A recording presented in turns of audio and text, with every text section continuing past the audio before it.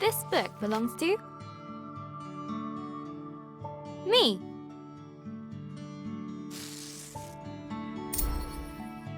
Hello, journal. Is it okay if I call you that? It's a bit formal, I know, but we've only just met. Let me introduce myself. I'm Isabel Barbara Cook. Most people call me Izzy, not Dad.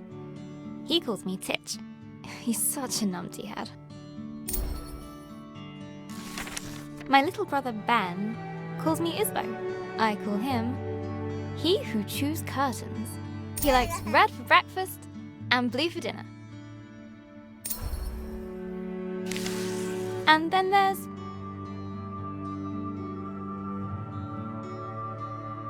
Mom, my top tea drinking buddy.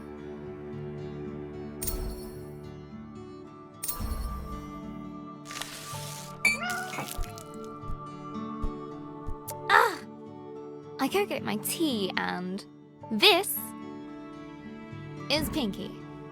I think she's jealous of you, Journal.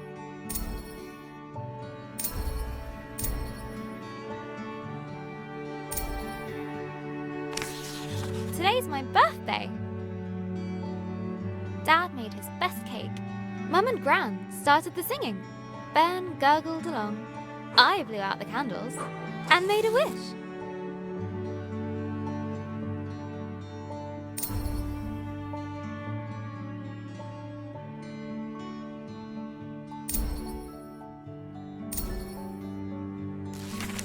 Since I was little, I've always dreamed of becoming a writer. This is where you come in, Journal.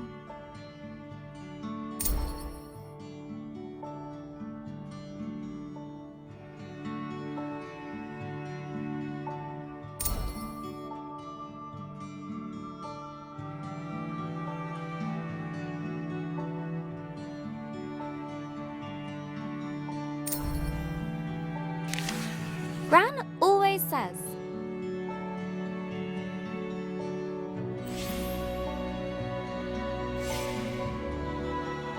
a writer writes. No one ever got anything just by wanting it. I guess that birthday wish was a waste then. Gran said writing is about exploring your thoughts. It helps you unlock your feelings.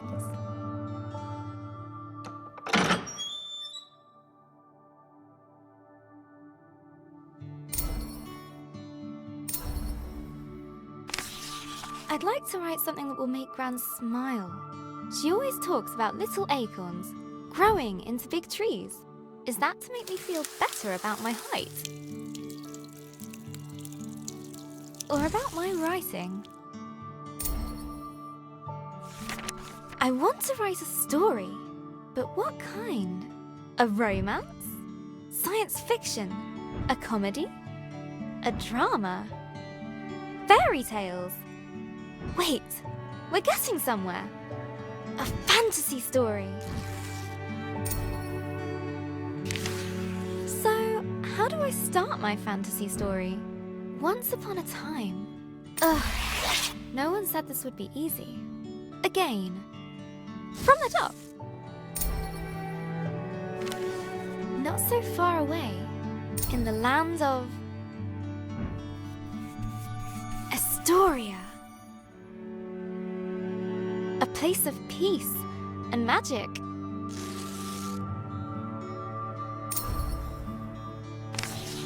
There lived a girl named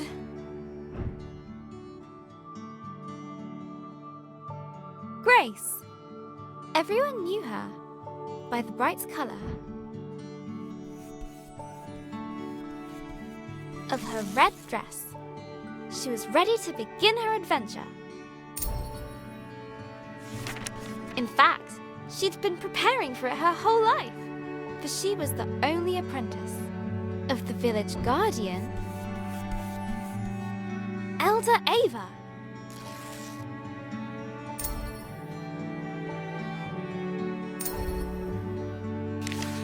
Everyone was very fond of Grace. Her heart was full of curiosity and compassion. The villagers agreed that no one was as smart as her.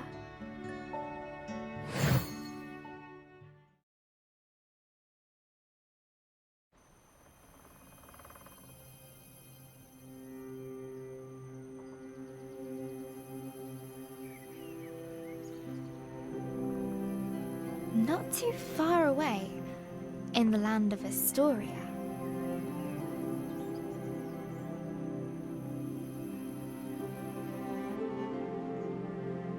there lived a young girl named Grace.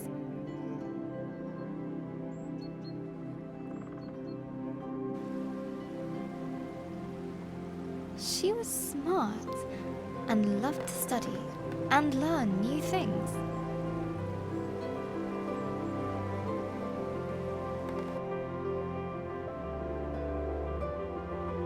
Suddenly, a faint speck of light floated down and began to buzz around Grace.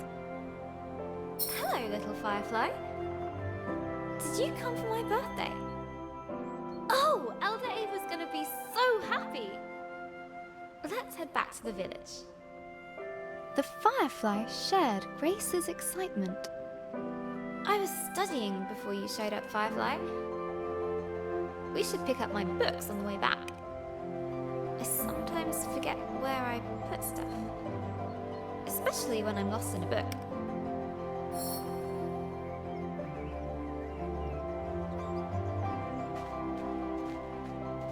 This book was about a pirate queen. Such an exciting life.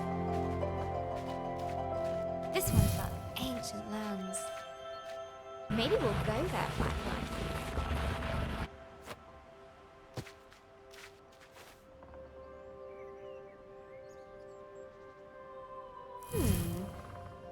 This one was about the history of spoons. A little boring. This last one is my favorite. So glad I didn't lose it. Come on, Firefly. The village is just a bit further down. Wahoo! I love doing that. The bridge was an old, creaky affair. Careful, Grace. Careful. Grace imagined shark fins circling below. Phew! We made it, Firefly. And down! Grace knew many secret paths back to the village. Like this one! She loved feeling the roots around her, as if the tree was giving her a gentle hug. Nearly there, Firefly. Just one more little slide. Here we go! Woo-hoo!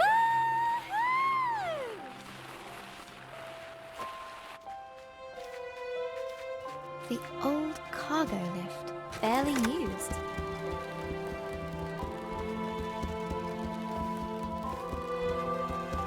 Her own secret entrance to the village above. Grace couldn't wait to learn more about fireflies. She'd get herself a book about her village's history. Look, Firefly.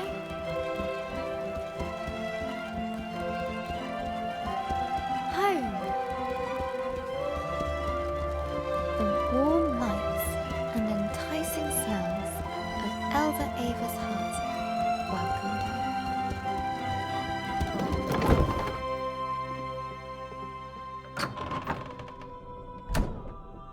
Elder Ava! Happy birthday, Grace. I've made a new friend. One of our sacred fireflies.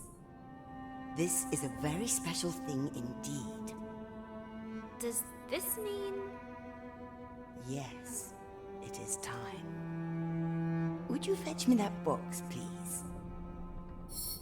Ava was sure that Grace would rise to the occasion.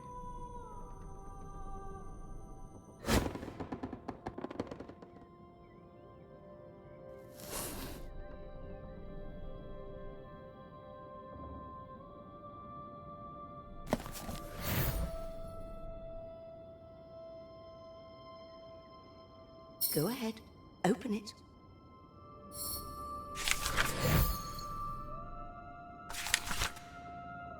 This will store all the magic words you find. Some will stay with you, others are fleeting. They will help you overcome any obstacle. Now, your training is complete. Congratulations, new Guardian of the Fireflies. Guardian? But that's you. Guardian in retirement now. You should head to the shrine tree for the other Firefly's blessing. I'll join you shortly, dear.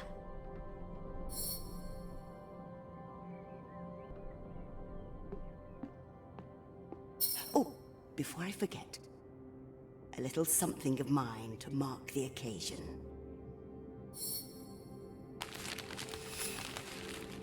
Elder Ava reached inside her pocket and handed Grace a gift. Ava's favorite pendant, set with a giant ruby.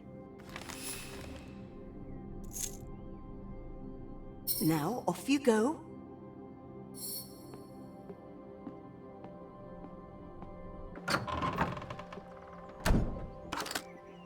I'm so proud of you, Grace.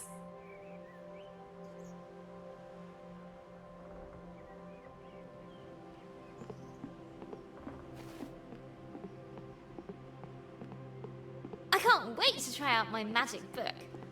And all at once, Grace was surrounded by the hustle and bustle of village life. Oh, how'd you do that? Wait a minute. She's got power. She must have the book. Grace must be the new Grace firefly loved guardian. throwing stones Why do we have to be over on the cargo rooftops, duty all but not today.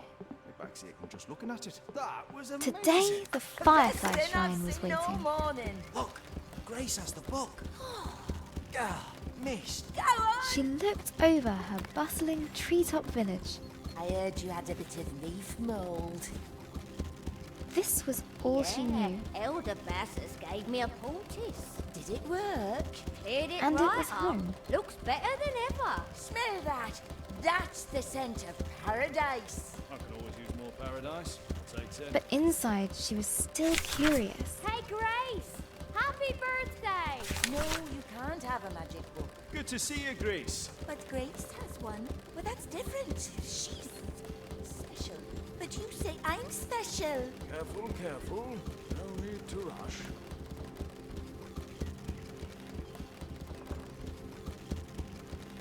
About the world that lay beyond.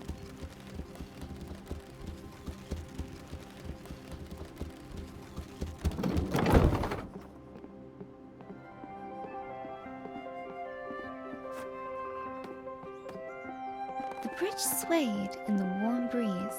Its Where's that slats bridge? creaked with a gentle familiarity as Grace crossed it.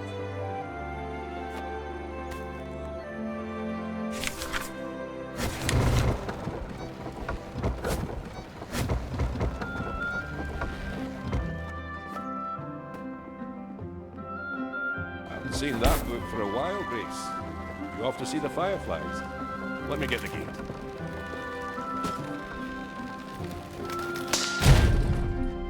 Ah!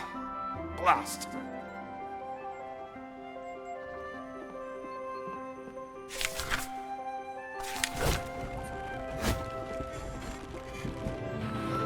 Grace couldn't wait to see the fireflies. Soon they'd bless her as new village guardian.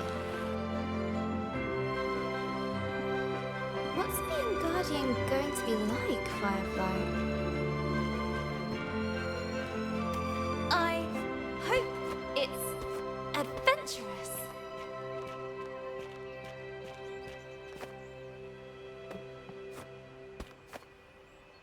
Let's swing into adventure. Perfect.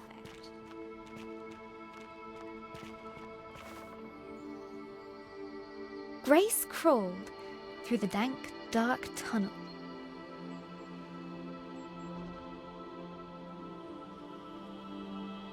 It didn't feel like being hugged at all.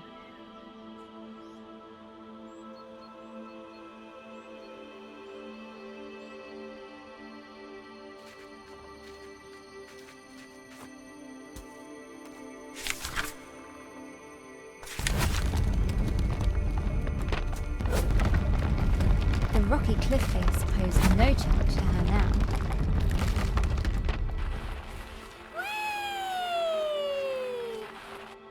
The sacred bell to announce her arrival.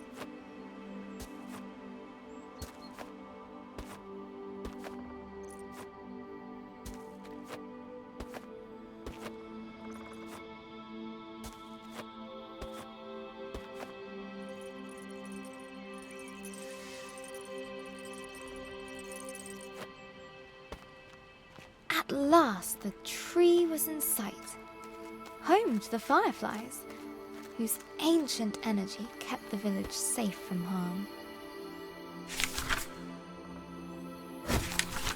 Go on. Show them what you can do. That's it! They're accepting their new guardian. At last, I can get a lion.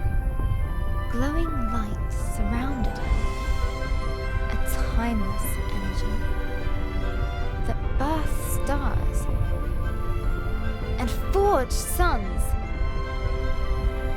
Now she was part of it, forever. And so Grace became the new Firefly Guardian, but her biggest adventure was yet to come.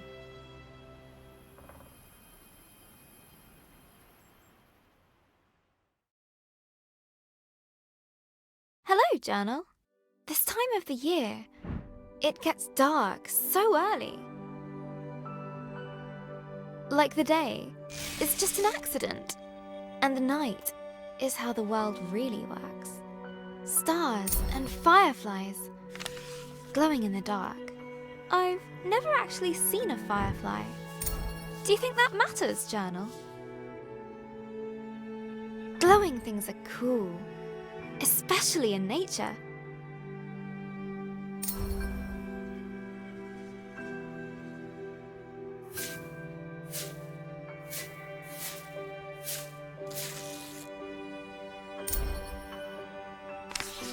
On holiday in Wales, Gran and I would go to the beach and look up at the stars. But one night, we looked down instead. The stars were shining in the water. It was like the sky got flipped upside down. We took off our shoes and socks and waded into the water. As we walked over the pebbles,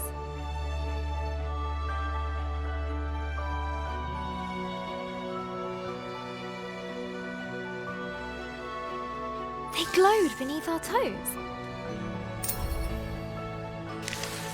Gran said it was called bioluminescence. Tiny plankton in the water being moved back and forth by the tide. I knew it was just little creatures, but it felt like magic.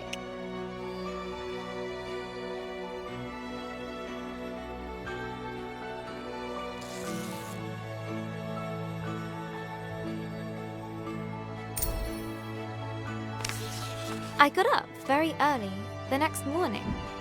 I sneaked into the kitchen, got a jam jar, and went down to the shore to where I'd seen the plankton.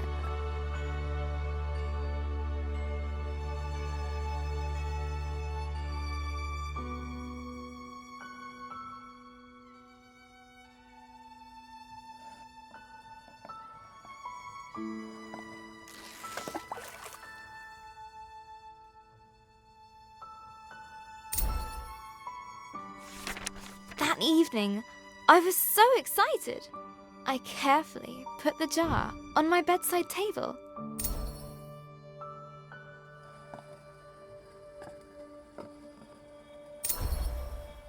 And waited for the night. But it didn't glow. I was devastated.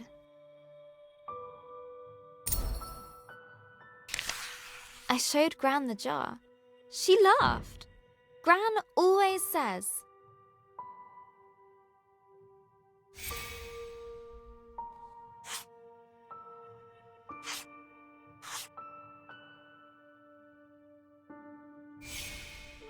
You can't put a cork in nature. They need sunlight and nutrients from the tide. Gran knows about those things. She used to be a marine biologist.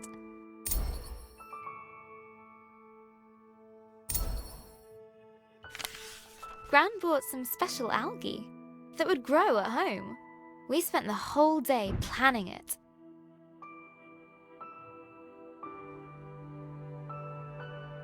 Sand. Water. Corals. Glass stones. A house. Pebbles. Lights.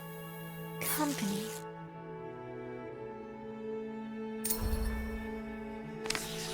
We took pictures for Gran's photo album, for our future selves to remember.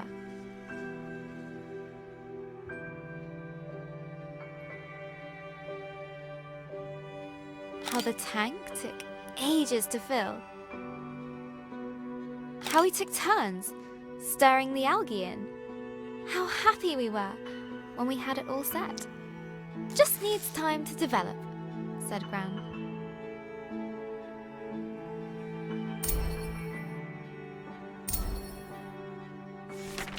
After 6 days, the algae was ready. I put the tank on my desk and ran my finger through the water. My own bit of magic.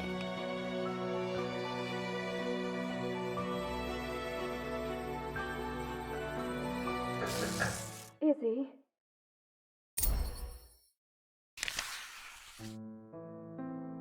That was Mum. She just got a call. She has to leave now. It sounded really bad. I have a weird feeling in my stomach.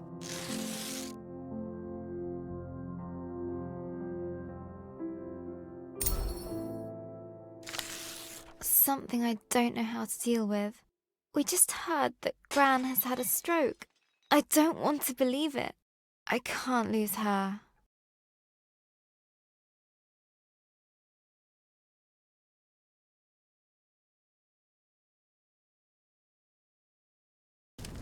Grace woke from a hazy, distant dream.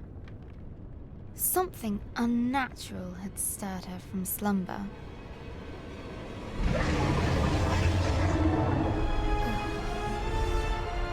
What's that noise? Eldoreva?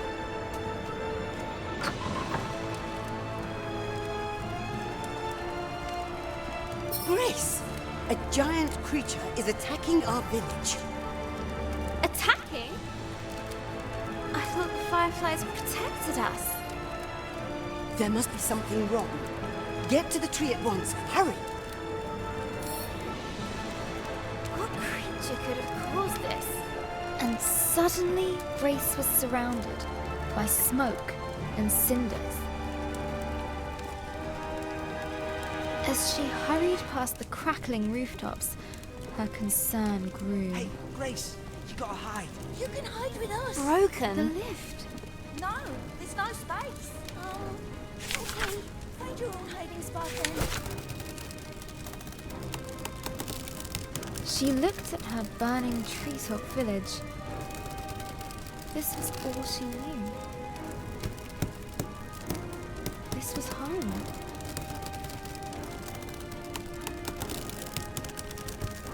She needed to get to the fireflies.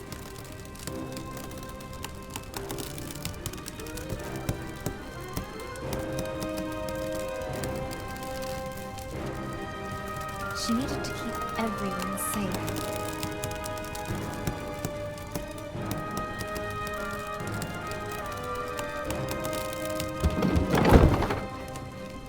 Please, Grace, help me out. I'm trapped into this thing. Oh, thank you, thank you. Never thought I'd be so glad to see my feet again. No, no, no. I need to get to the firefly tree. The bridge was beyond repair.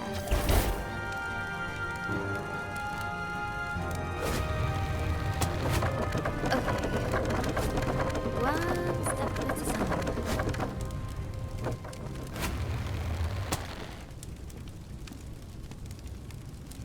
The bridge was beyond. Okay. One step at a time.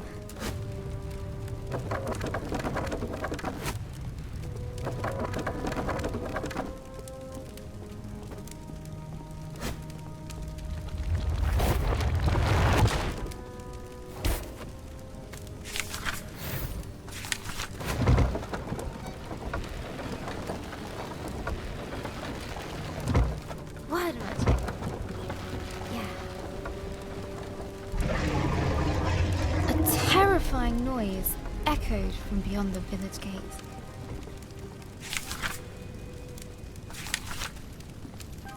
Grace rushed out to meet it. Soon she would prove herself as the new village guardian. I can do this. Right, Firefly? Right? But she could not deny the creeping terror. The earth yawned below her.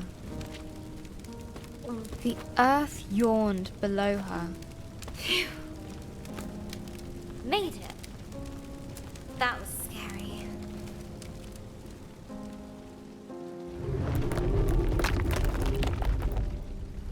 This tree did not comfort her.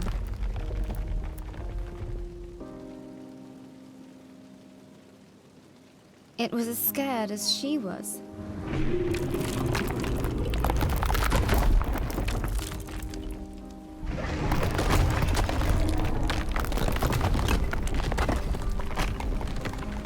With nobody around to extinguish them, fires burned out of control.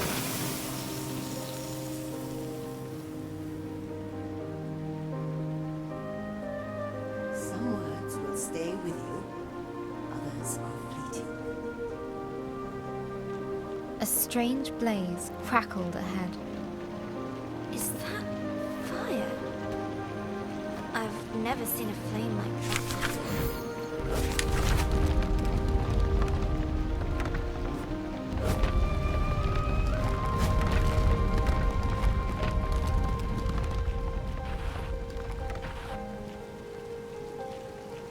The sacred bell lay silent on the ground.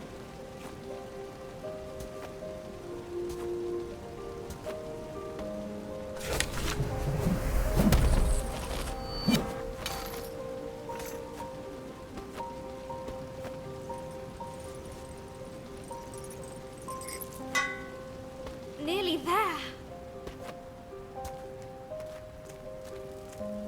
Oh no.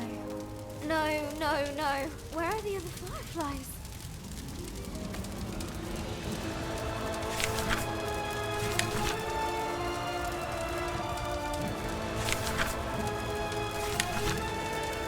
Fireflies? Please be here. Please be here. Soon, the dreadful realization dawned on Grace. The fireflies were gone.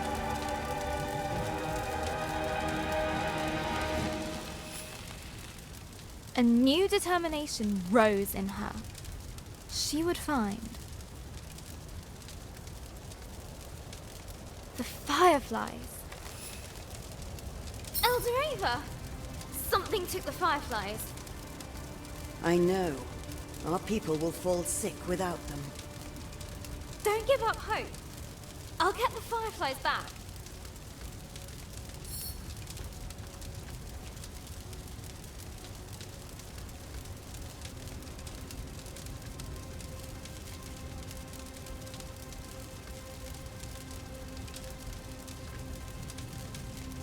I'll make everyone better. I promise. Go, and may the love of this village guide you. Always. Grace took a deep breath. She knew what she had to do. She was the guardian. She would bring the fireflies back home. The earth could fall away beneath her, But she would not be stopped. This was further than she'd ever been before. And yet it was exhilarating, wondrous, and terrifying. Fear was at her side, and hope in her heart. But things were about to get worse. Much, much worse. Is that a dragon? It's big. But Grace would not slow down.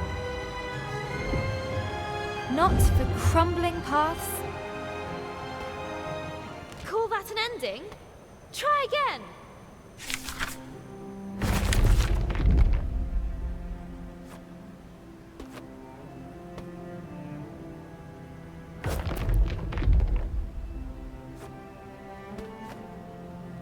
Not for giant monsters. She would make it answer to her, no matter what. She would catch the dragon. No, wait!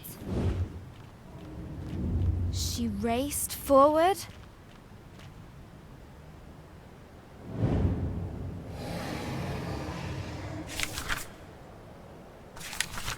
And leapt.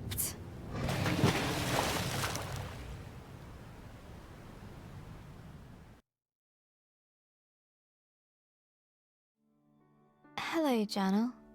We went to see Gran today, in the hospital.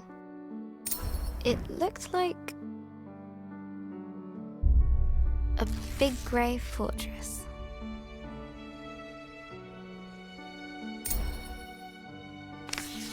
It took us a while to find the right room. Dad let me open the door.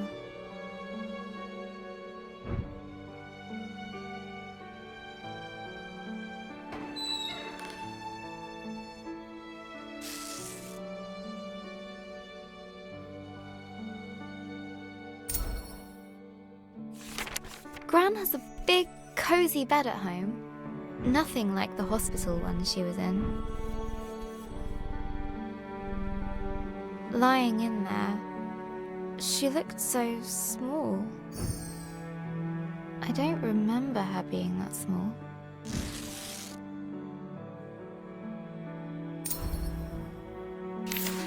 Gran's eyes were open, but she struggled to.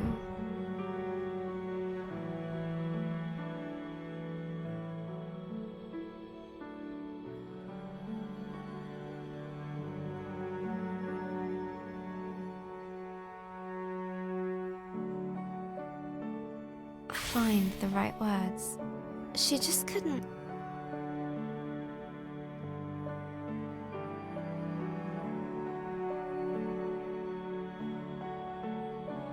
Speak properly.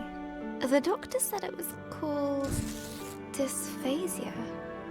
It was caused by the stroke. She's usually so talkative, but now she kept stopping. Mid-sentence, as if all the words she could find were just out of reach. I could see it really frustrating her. And then Gran started coughing. They put an oxygen mask on her. I told her she looked like Darth Gran.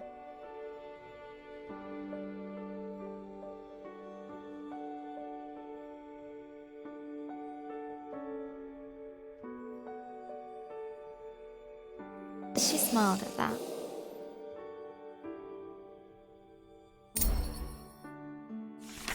That reminds me of Gran telling me how she took Mum to the cinema. A long, long time ago, when Mum was my age. A Gran story. Gran and Mum went to see my favourite movie. Mum fell asleep, but Gran fell in love with it. When I was little, Gran would show it to me on a battered video cassette. Gran would laugh at the robots and guess a funny smile whenever the scruffy-looking smuggler showed up. We'd watch it until we could quote all the best lines. We laughed a lot. Once she gets out, we're going to watch them all over again. And when the next movie arrives, Gran and I are going to go to the cinema. Together.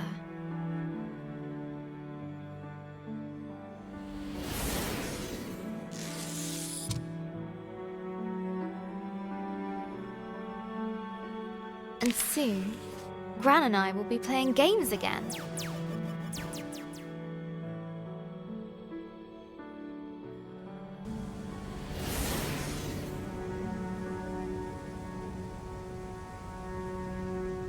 I can't wait!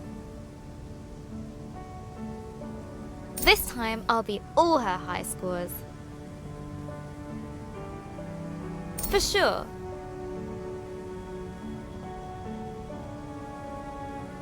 Gran's a tough cookie. In video games, and everywhere else. I heard Mum crying in her room.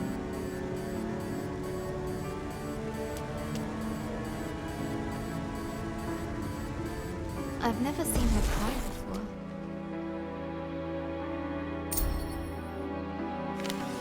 She looked so sad.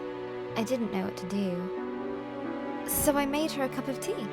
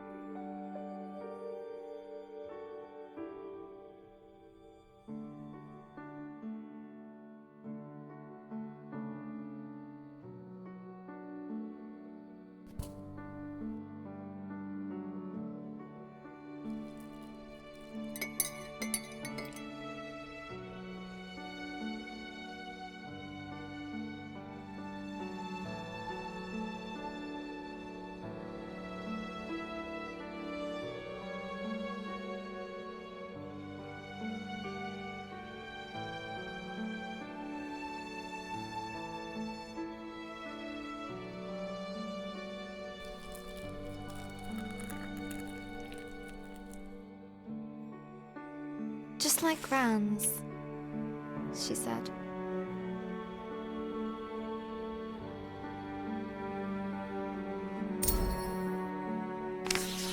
Mum said Gran was getting tired. I said she's getting better.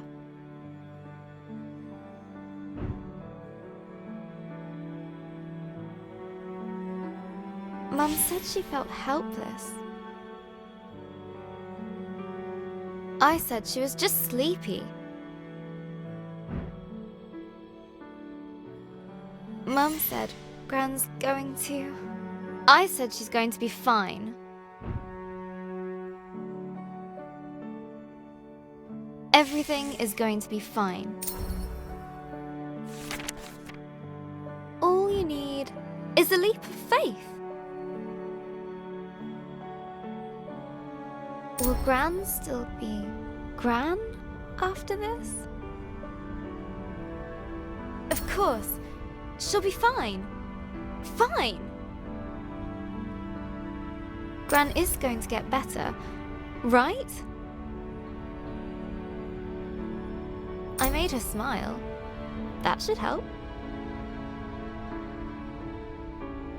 Got to keep positive. Mum needs me to. I'll show Gran my story.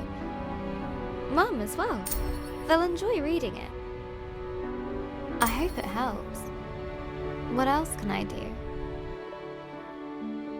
I just need to finish my story. So, where were we? After the dragon attacked the village, Grace set out to find the fireflies, leaving Elder Ava and her village behind. Her journey took her to a vast desert with a guardian who guards it because it is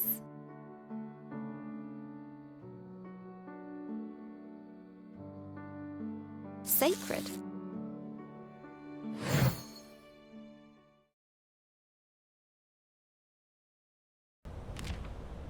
Grace had pursued the dragon far, far from home.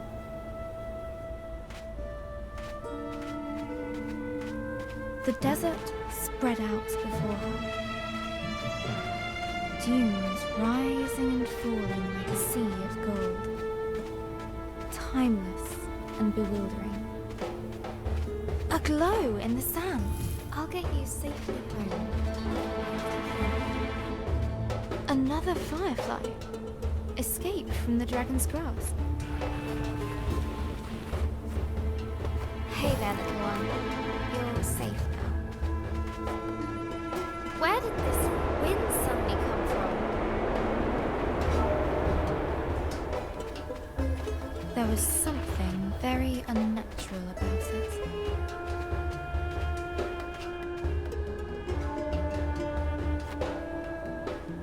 Woohoo!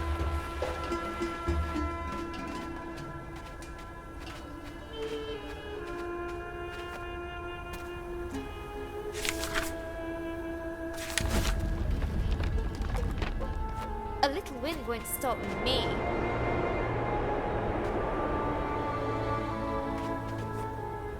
Can't close mouth. Hold on, fireflies. Hold on.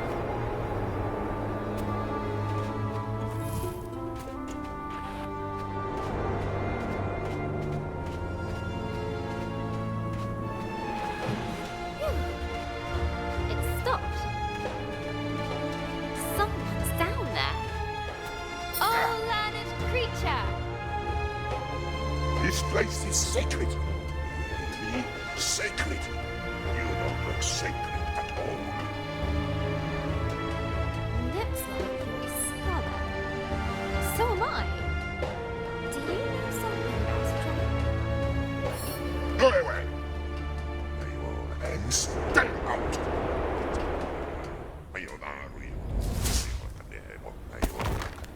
But Grace's will would not break that easily. Hey! Come back here!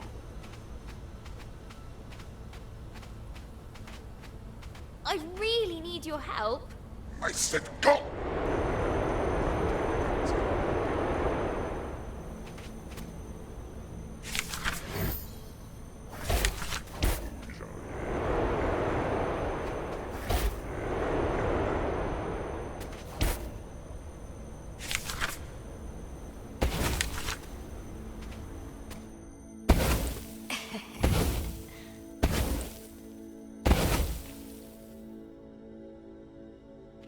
Surprise!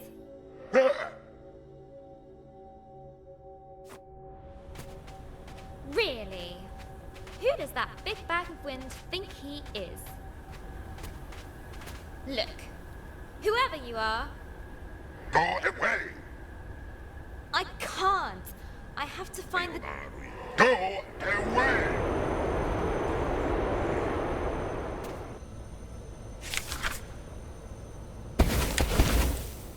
Okay. See ya.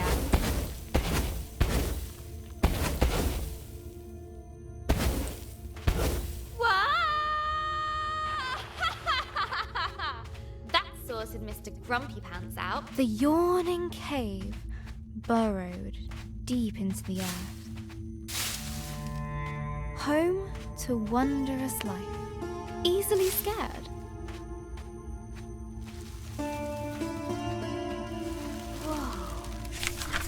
This place is huge.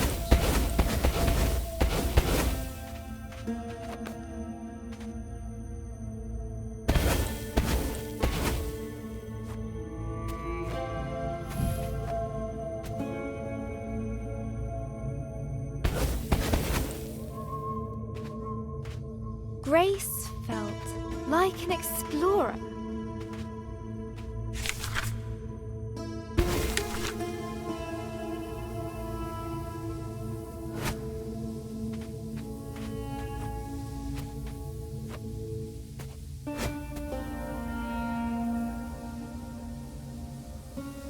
Uncovering the unknown. Far below the rolling dunes.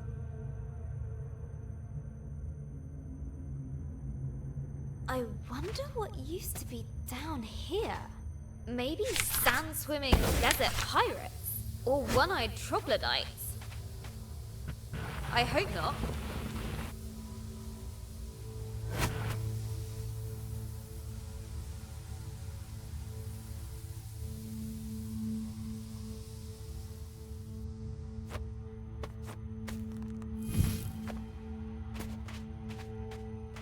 Interesting.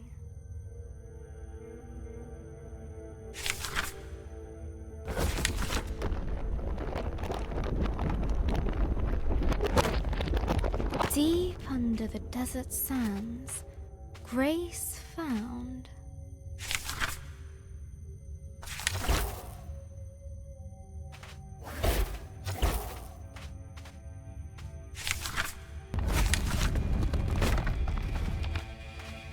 a long, forgotten chamber. The plant recoiled at the sound of her footsteps.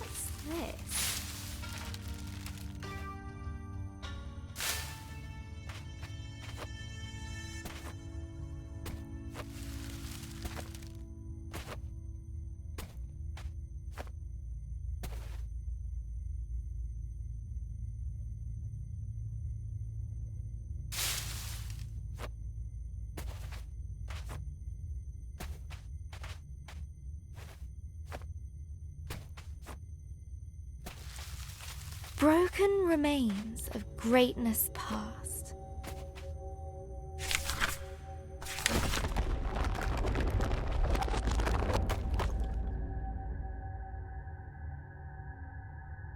The silence of the ages filled the air.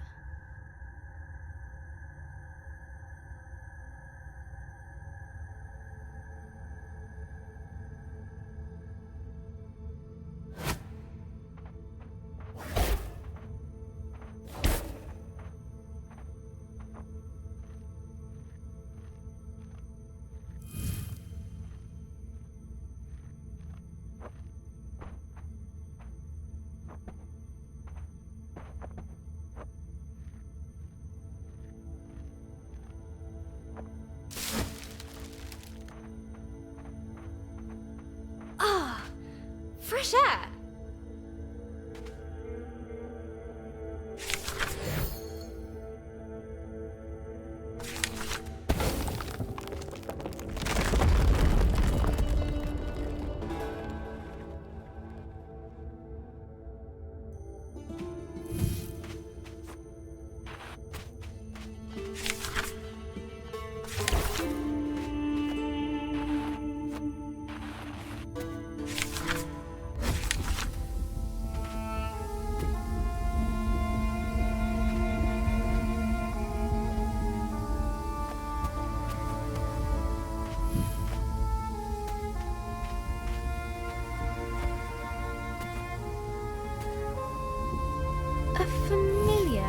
foul-tempered voice They drifted didn't down to listen. Grace.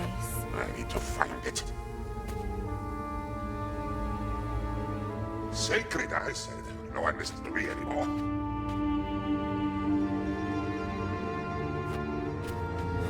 Ah, you. You shall go no further.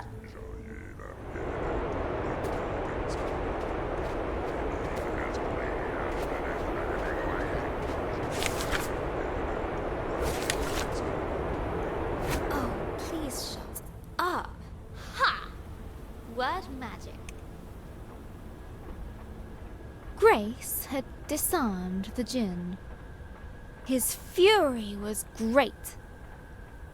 Fortunately, his voice was very, very small.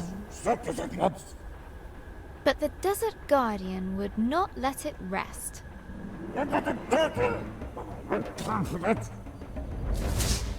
Hey! Stop it!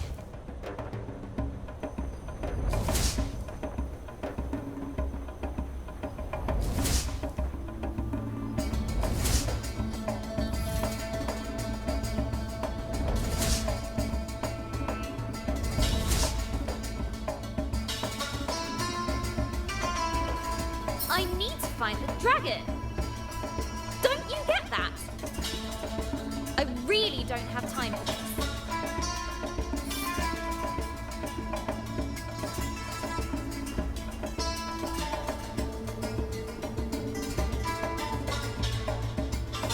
That's it. So long. Woo-hoo! Well, we got rid of Sulky Boots again. Now, what's all this? As she looked around this lonely, desolate place, Grace wondered, why would anyone choose to live here?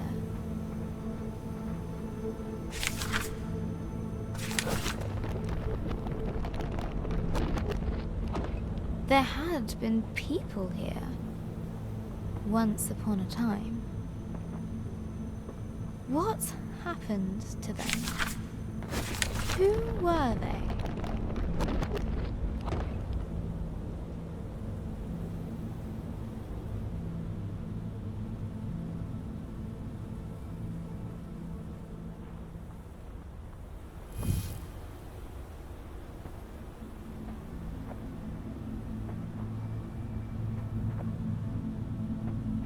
Maybe I'll find answers here. The dome was empty, but for a pool of water. An inviting place to rest. Grace's thoughts drifted to the people that once had lived here. She was sure they must have been warriors.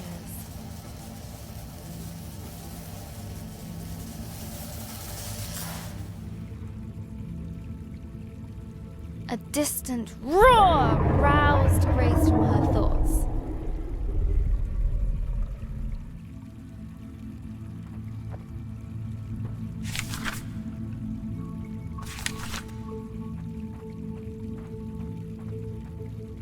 I'll catch you yet, dragon.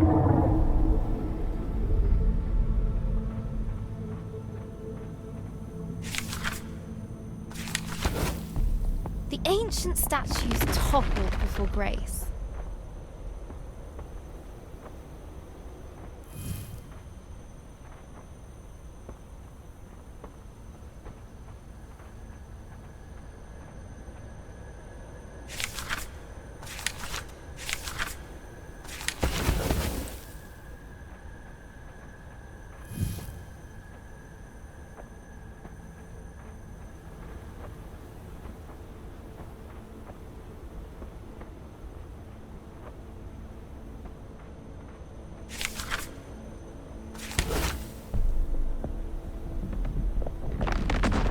Proud warriors.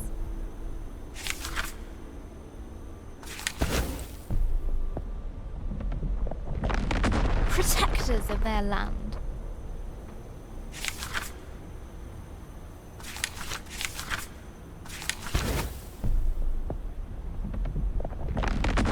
Fall before me.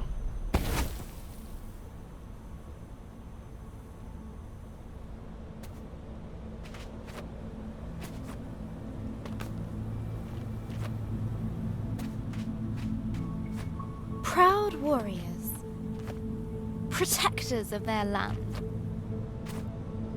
Fall before me.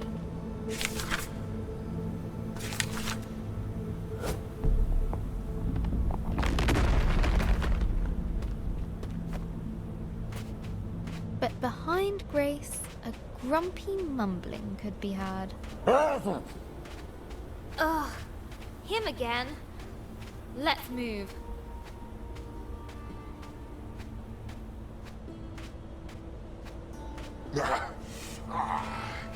That's better. I do the magic around here. You, go away! The Desert Guardian was frantically looking for Grace. Stop hiding from me! He would surely find her eventually.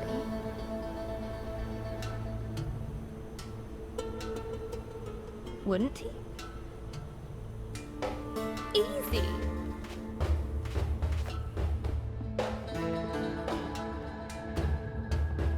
Despite the darkness, Grace's hope guided her.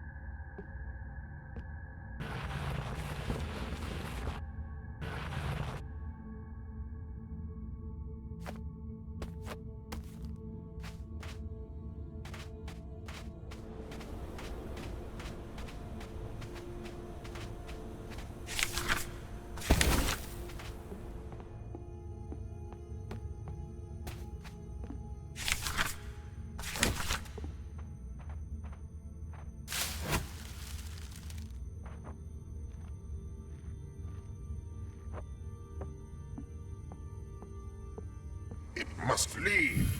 It must. They mustn't know. Well, now I'm curious.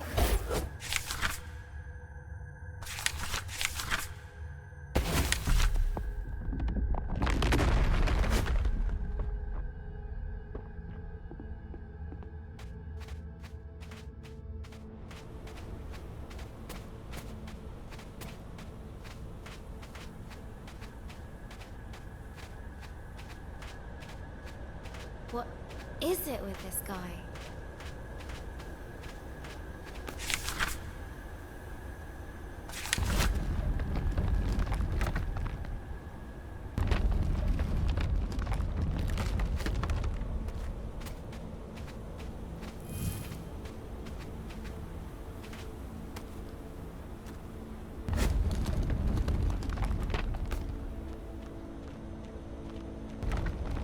They mustn't see. No, no, no, no. What has you so worked up? old windbag. The past? The past? It stays hidden. It must.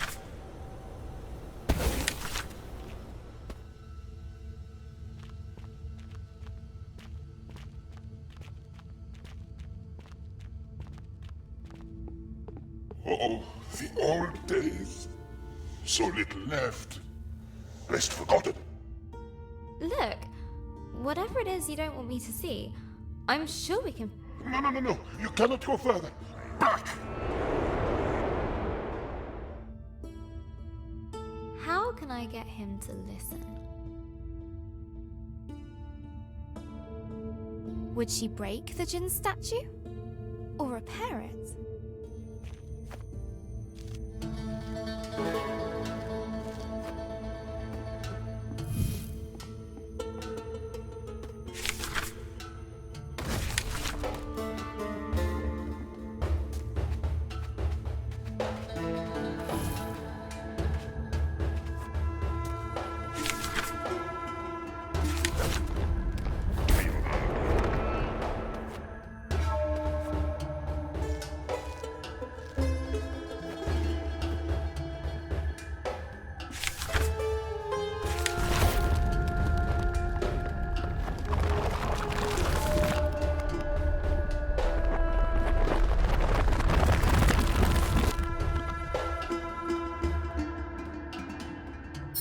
Human creature.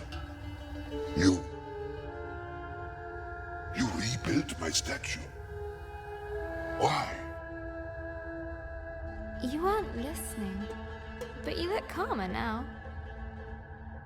I do not understand. Why show pity to me? I did nothing to aid you. Everyone deserves a second chance. Or a 10th. What's happened here? What did you do? I failed. More than 10 times. Let me show you.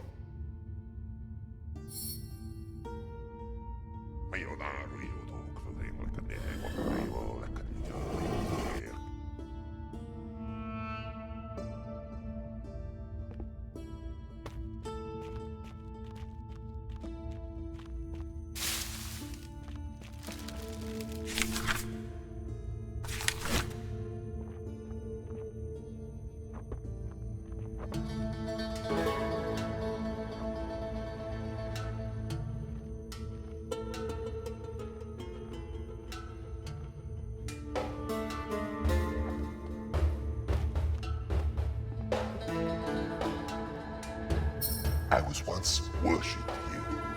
It was wonderful. But I grew complacent, arrogant. They warned me that great dangers were coming. And what did you do? Nothing. I believed that there was no danger I could not thwart. I was wrong. They paid the price. My being here must have brought back painful memories. That is as it should be. To feel something, even pain, after all this time. For that, I thank you. I don't need your thanks, but I do need to know if you've seen a dragon around here. It has come and gone. But there is something you should know about that beast. What was that?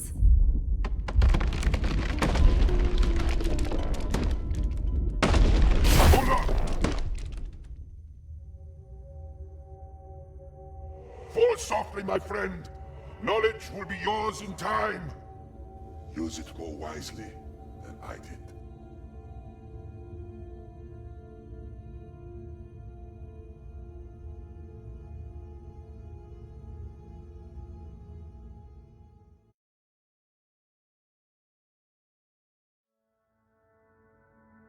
Hello, Janelle. Today at school, I got my history essay back. I wrote about Vikings. I love Vikings.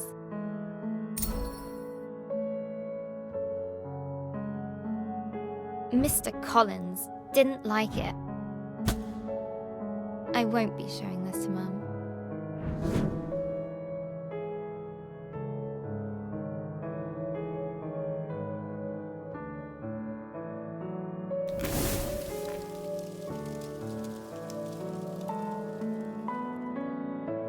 She has enough to worry about. Vikings are the best. They're tall and strong. They love conquering and fire. Vikings are basically all kinds of awesome. I could really use some awesome right now.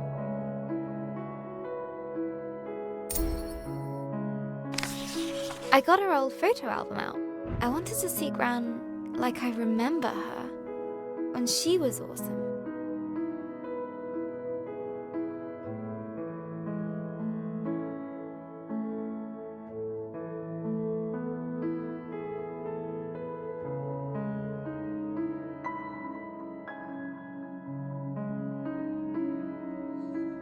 But every time I close my eyes, I see her in that horrible bed. We're visiting the hospital later today.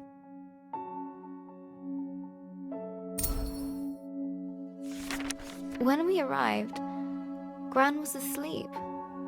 Her skin looked so thin, almost see-through, like tissue paper. She was Gran-shaped, but empty. I mean, that's silly, right, Journal? It's just Gran, but somehow it isn't. It's not her!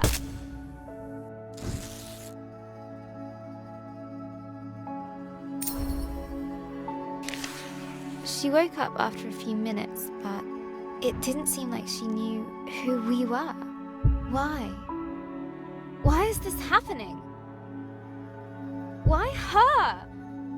It isn't fair. Why, Journal?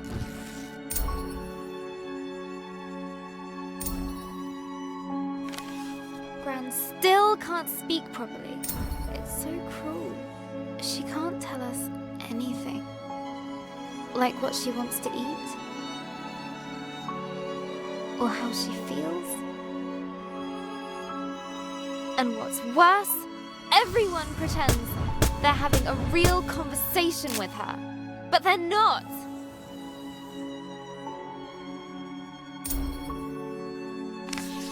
You're doing fine, Barbara, the doctor said to her. You just need some time. Hospitals should make you better.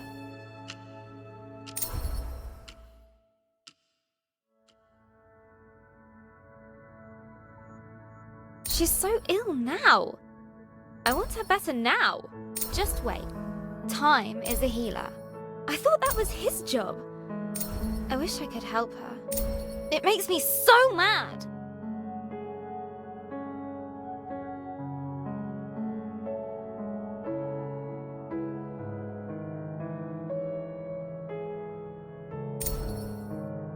Nurse said it was dinner.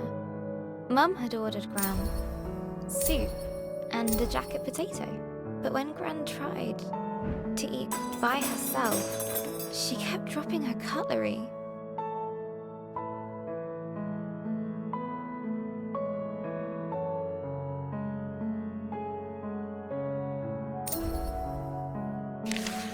Then I noticed Mum had ordered her mushroom soup.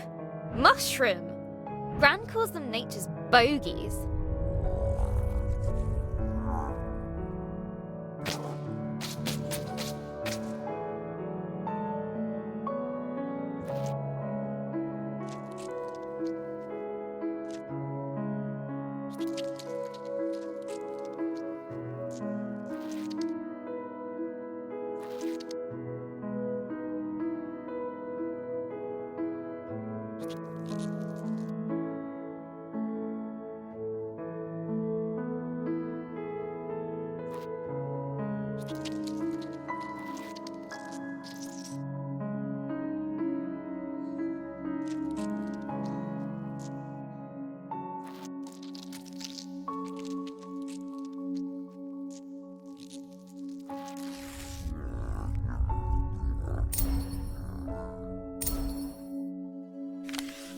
I reminded Mum about the mushrooms. She got that look and banged the spoon against the bowl. There was lip pursing. But looking at Gran, I had to help her.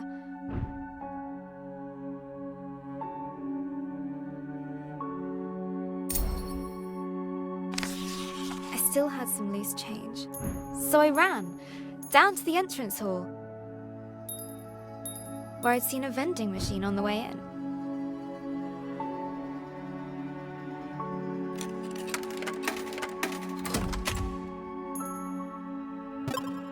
Egg sandwich! Hurrying back to 305, I couldn't help but grin. They didn't let me back in. Adult talk. Wait outside. That's what they said. So I waited on a bench until Mum came out the room. She said nothing. Just took me to the car. We didn't speak a single word. Not at the car park. Not during our drive home.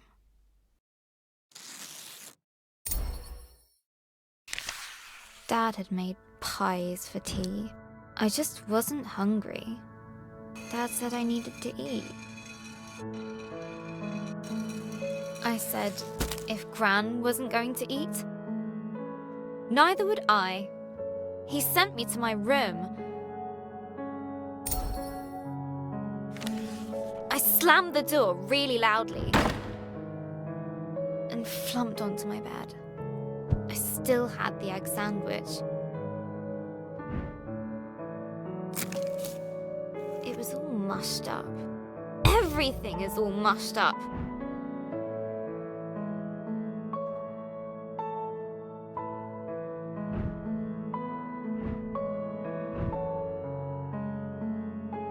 Dad is mean. Mum doesn't care. And Pie is stupid. Maybe I should just try to write my story. Let's see. Last time, Grace was plunging down into the dark below, but the djinn spell slowed her fall. Down and down she went, tumbling, helpless. Then and there, Grace started to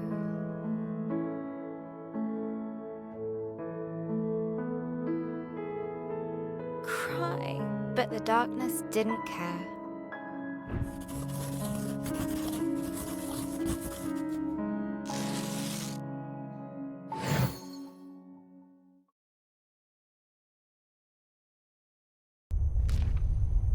As Grace hurtled through the darkness, her helplessness no longer made her feel scared. It made her feel frustrated, angry. She wanted answers.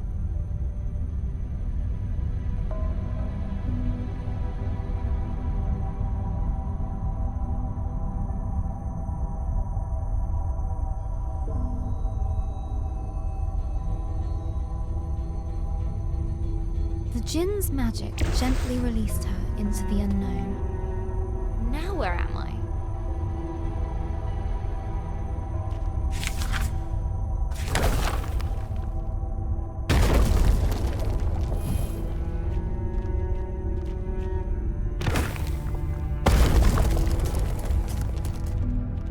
The ground was warm to the touch.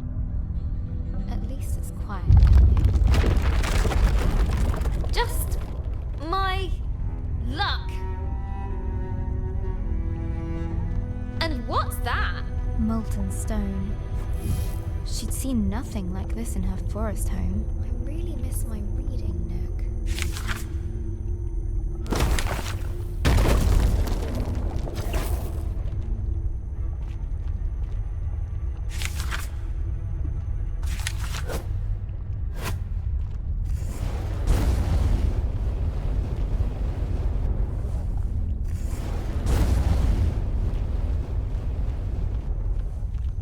A stalactite hung above, looking decidedly precarious.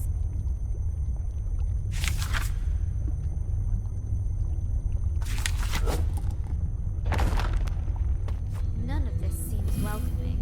None at all.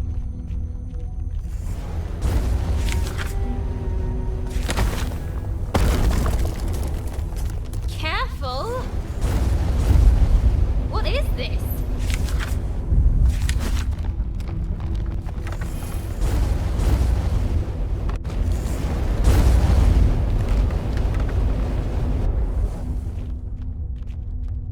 Something was unnerving about the pendulous I knew it, I nature knew it, of the I knew it. ceiling.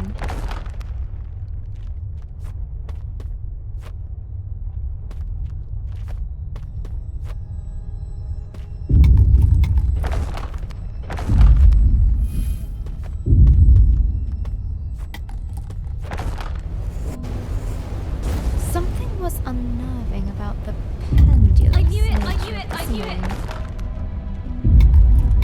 Ah! This is ridiculous! I need to find whatever is causing this and stop it, or I'll be smushed.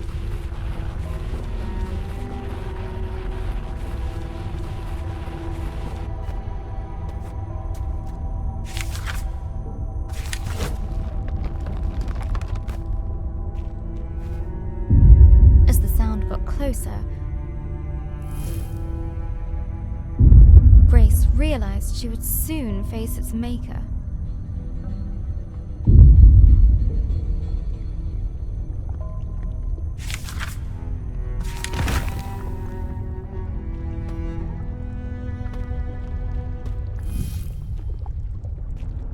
Okay, here we go.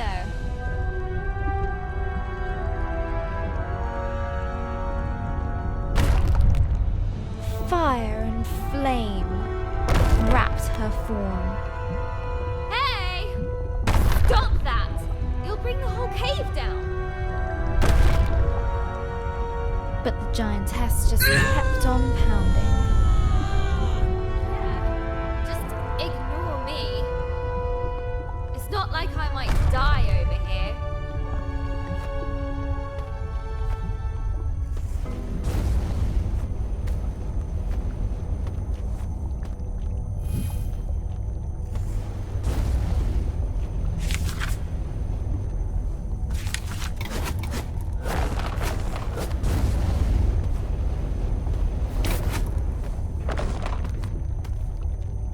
The lava gently bubbled, as if to mock her lack of progress.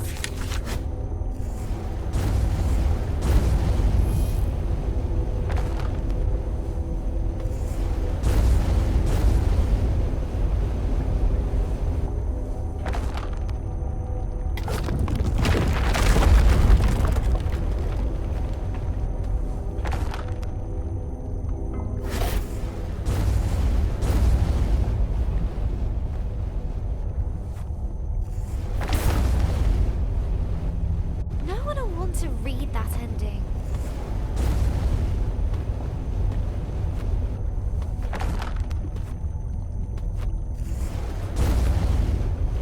The lava gently bubbled, as if to mock her lack of progress.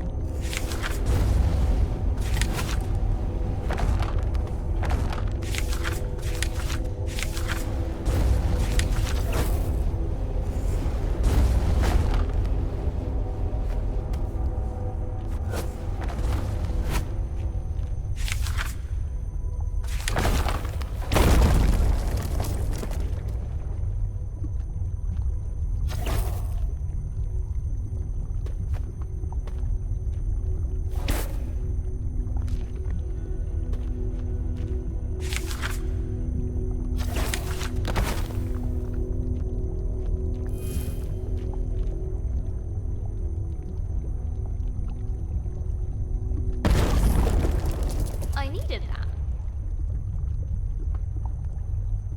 Boom!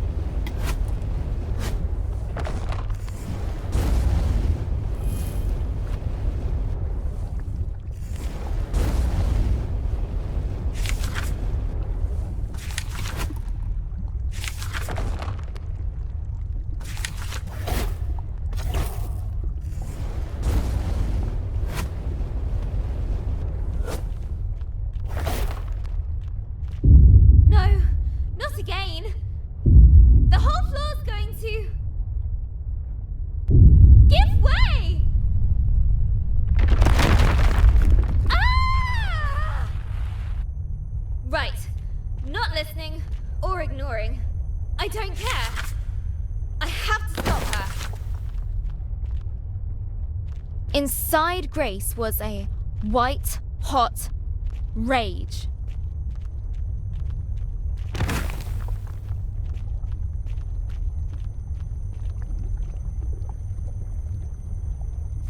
Hey!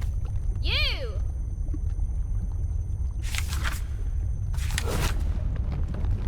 Hey! Whoever you are, you nearly killed me.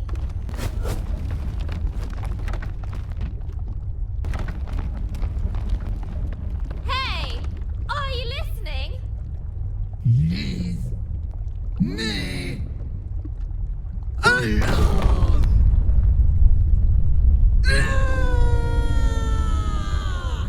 No, no, no, no. That's not fair. What is wrong with you? What's wrong with me?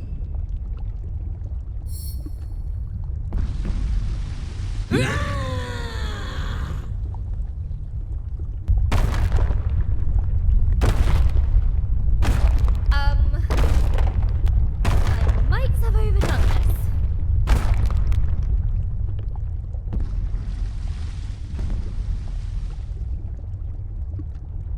I really need to get out of here. A timely exit. Grace didn't quite know what she'd encountered. Sheesh. She's so angry. The thought stuck with Grace. What's wrong with her, I wonder? Whew. I think I need a breather. A place to rest. Grace was beginning to feel the burn of loneliness.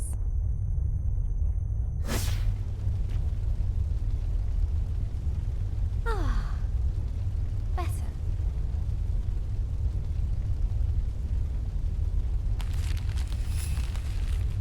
Grace's thoughts drifted back to the burning giantess.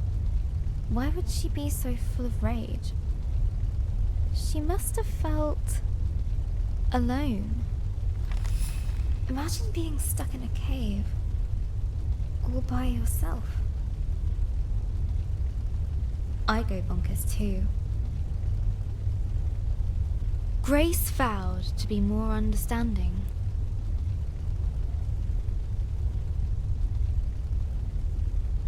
If they met again.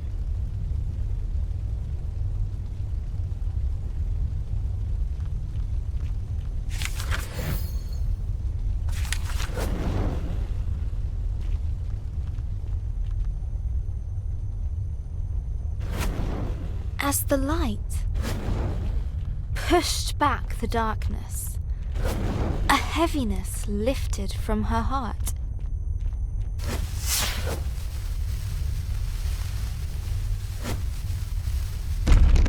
That was strangely satisfying.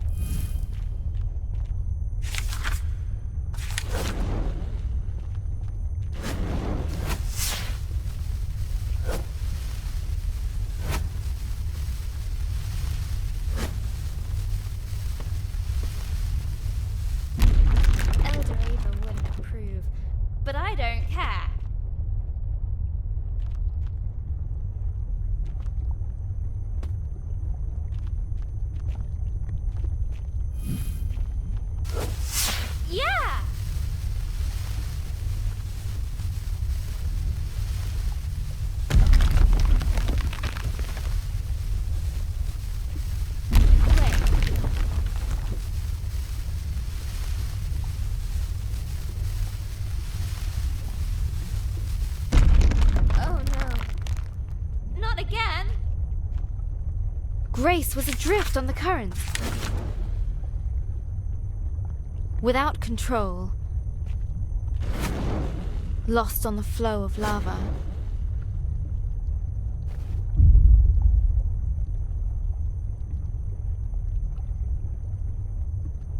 It would take her where it wished.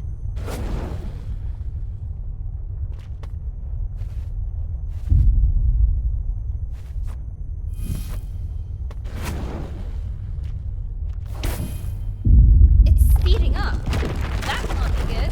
The burning river went faster. And faster.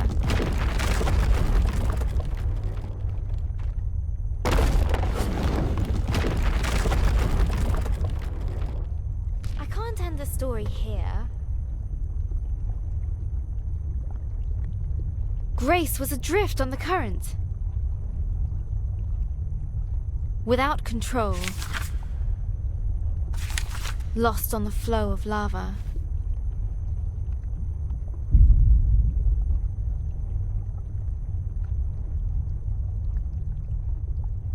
It would take her where it wished.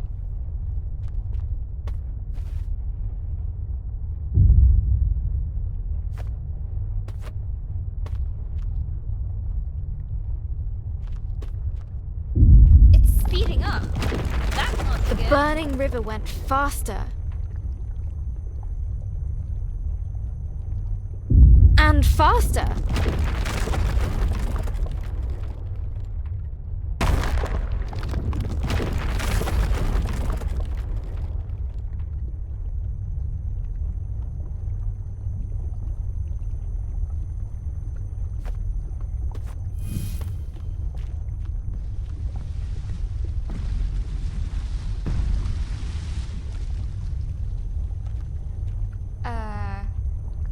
Okay, Grace.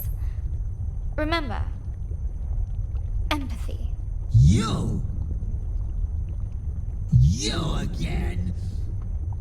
She isn't listening. Run, Grace, run!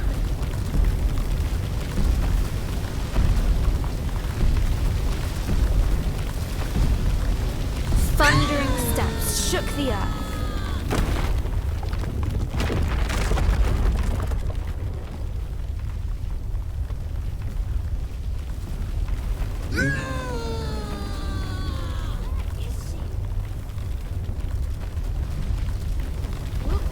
Right behind me.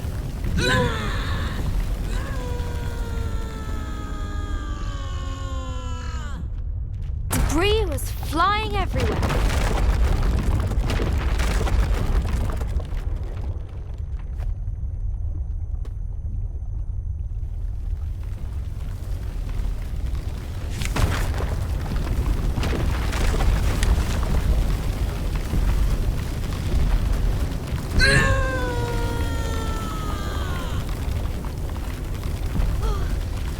Sunlight.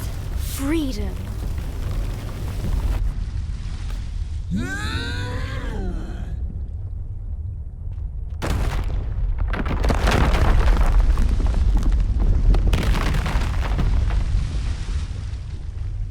Now look what you've done.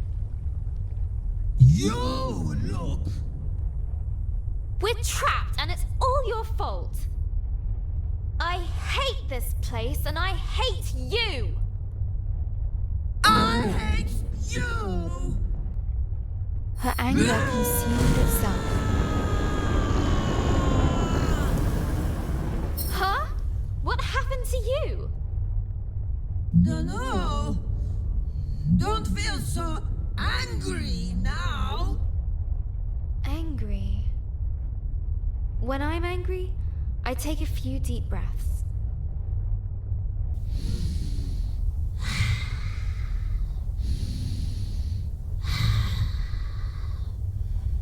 Yes. Helps. As her anger left, it brought a change.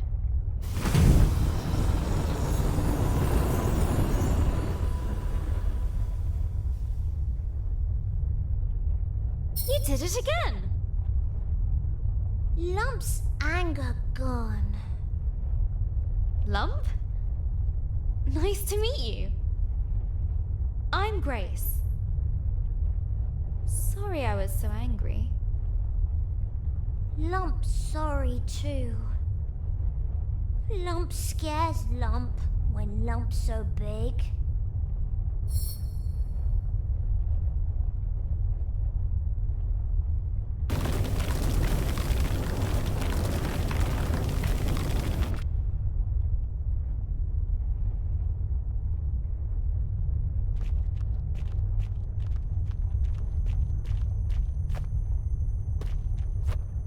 I'm... What? Dragon? I'll show you. But first, we need to get out of here.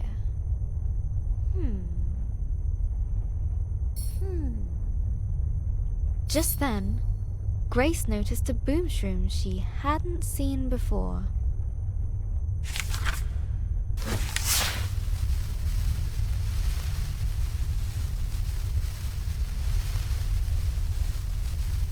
We did it! We're free! Free!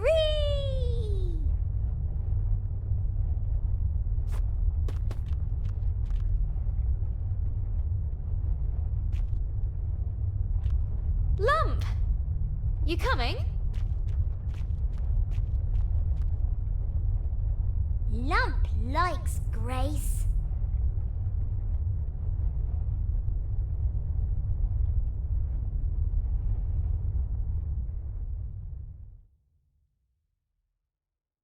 Hello, Journal. Today, Sarah at school told me her granddad had a stroke too. His mouth went lopsided, and he spoke a little funny. Now he mostly sits around, watching the telly.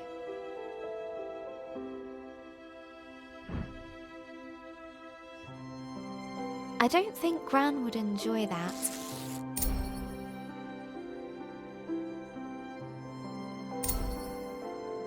She'd feel like she was giving up. She'd want to keep moving, keep doing things. Gran always says.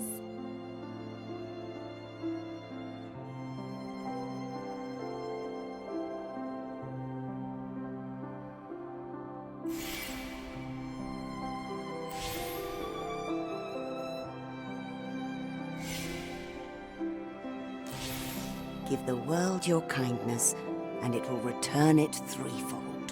The more positive energy and kindness you give the world, the more you get back. When Mr. Parry's lawn got too high, Gran cut it for him. For the community centre meals, she baked cakes.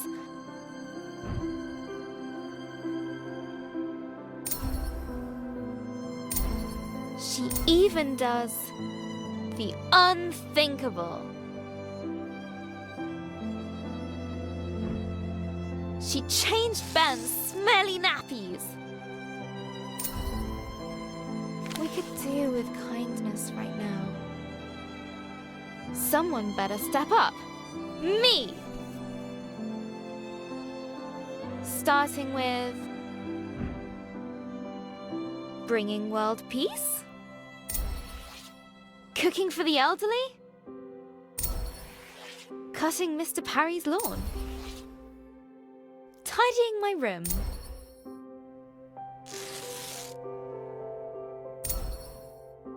Bringing order to chaos? A mighty struggle needs a suitable tagline. It's tidying time.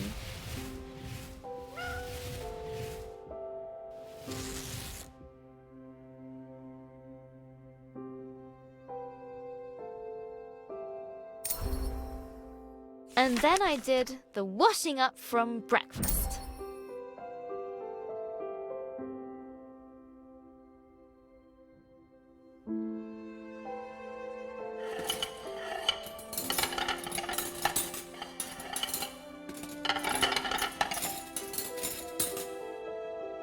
Dad said.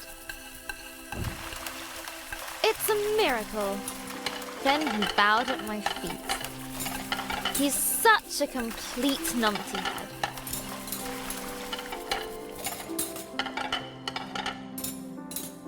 But it made Mum laugh. And when we got to the hospital later, Gran was sitting in a chair and looking out the window. She was smiling. So all the things I've been doing have been working. I just have to do more. There was kale for tea, which is a kind of vegetable torture. But I told myself that if I could eat all of it, then Gran would be even better tomorrow.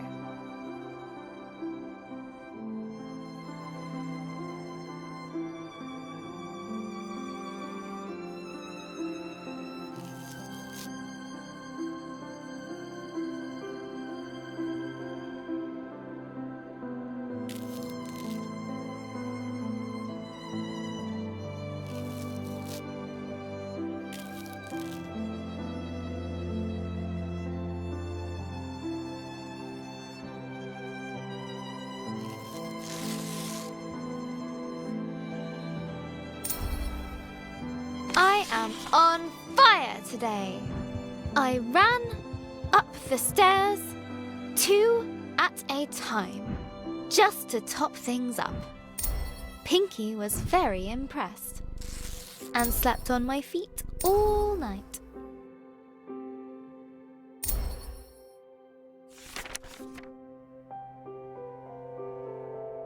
Hello again, journal. I couldn't sleep. I guess I felt a bit silly. I mean, who cares if I eat my kale? Well, Dad, maybe? But does any of this really make a difference?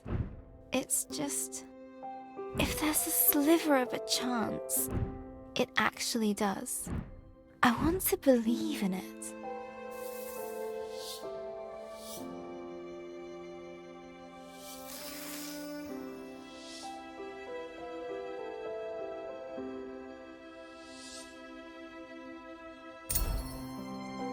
Sarah told me that when her granddad was sick, she used to pray. I don't exactly know how that works, but best to hedge my bets. Please, please, please, please.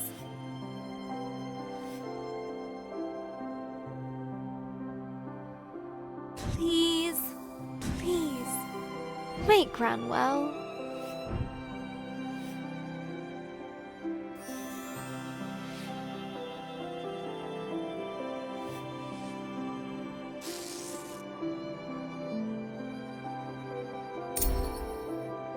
Sarah's family are pretty religious. Not like Mum and Dad.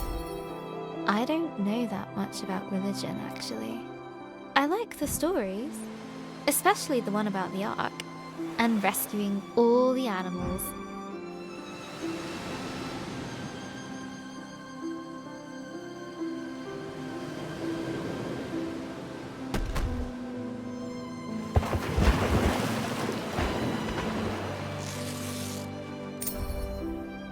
Gran was raised Catholic, but I never really heard her talk about God, apart from that time she dropped the yogurts in Tesco's.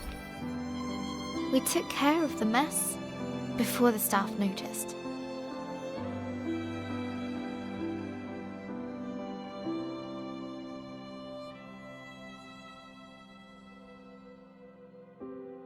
Gran even offered to pay for them.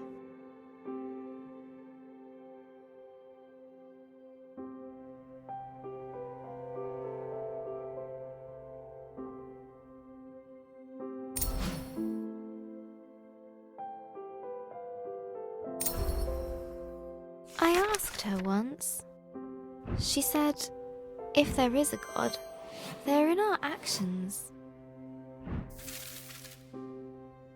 How we help and love one another. Seems right to me. So what should I do?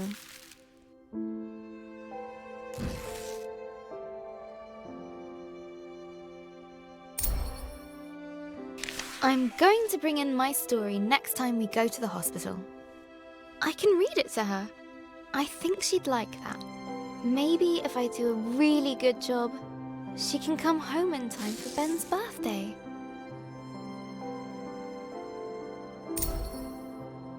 But first, I need to get on with the story. Having escaped the flaming caves, Lump and Grace ventured into a tenebrous forest. Writing Lump is going to be fun. But if she's not so angry anymore, she might need another character flaw. Maybe uncontrollable cravings for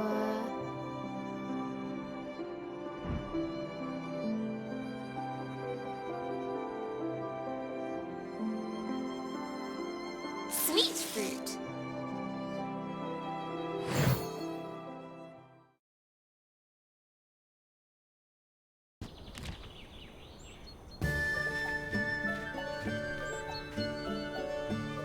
Gentle sunlight streamed across their faces.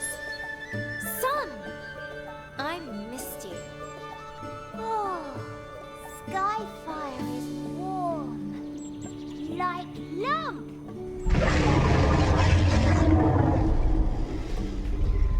That's the dragon. We've got to follow it. Dragon?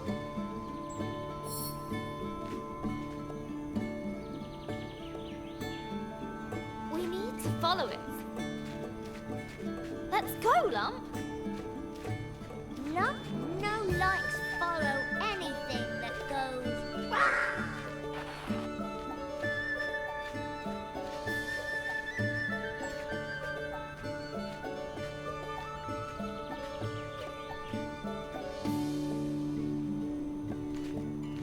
Are you coming? Claw things. They're spooky. They're just trees, Lump. Back home, we know has them.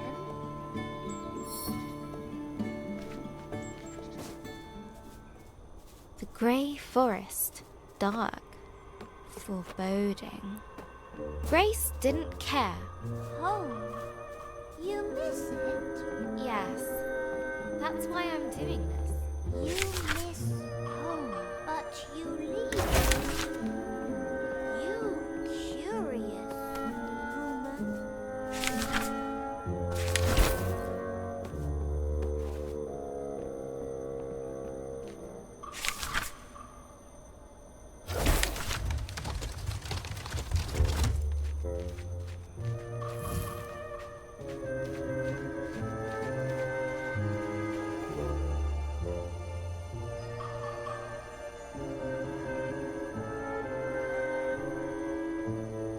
I had to.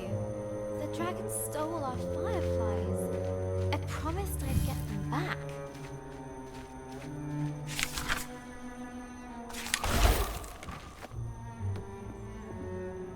What is dragon? Like cave bear? Well, I guess it's like a lizard. Oh, lizards cute. Really, really big lizard.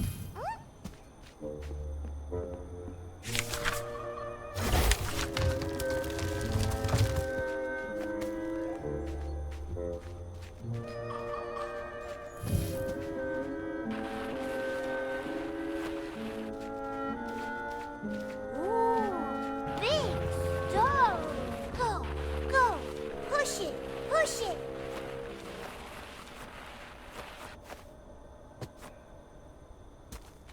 You could help, Lump. Lump small. Lump no use. a lot bigger.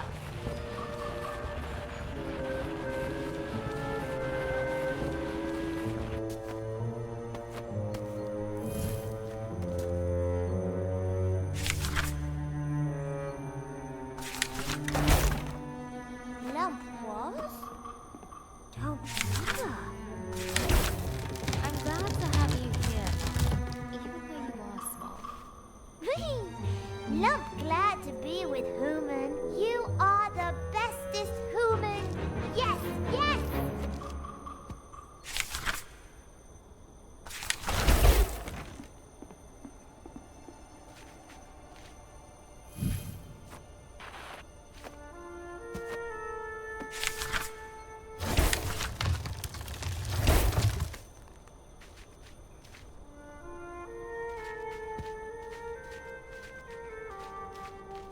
Grace couldn't help but smile at Lump's silliness.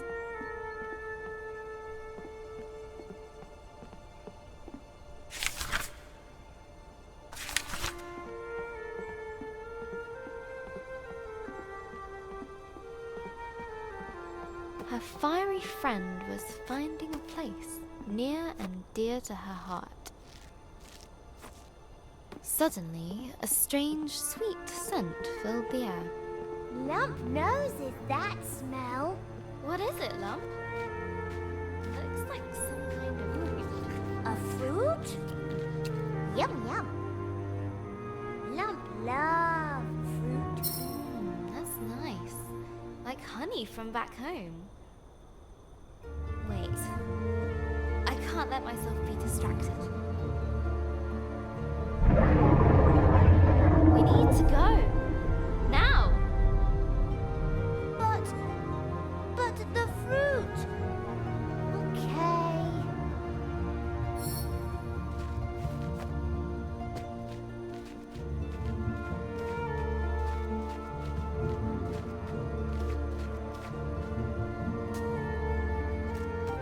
Shadows deepened in the ravaged forest. We're getting closer. Do we want to be closer? Look, Lump. Dragonfire. It's here. Yes, yes.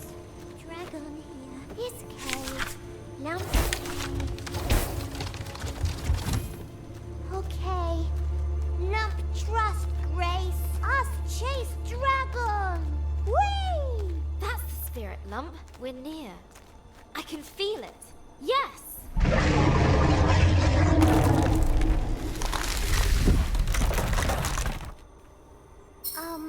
Grace? Human no fly like lump, yes? A deep rift yawned before them. No! No! No, no! We're so close!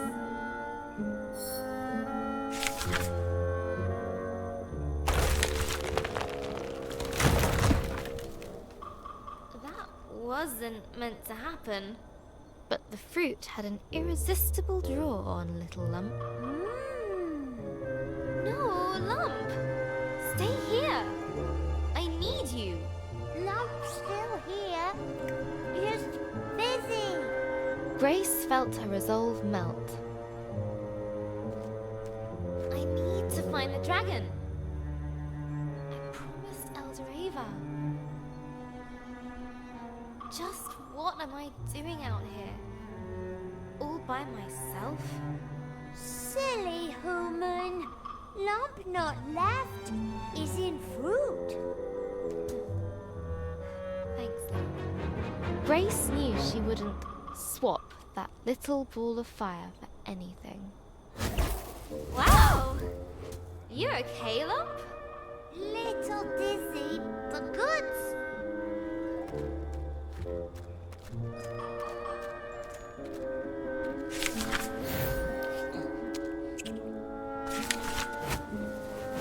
What a rush!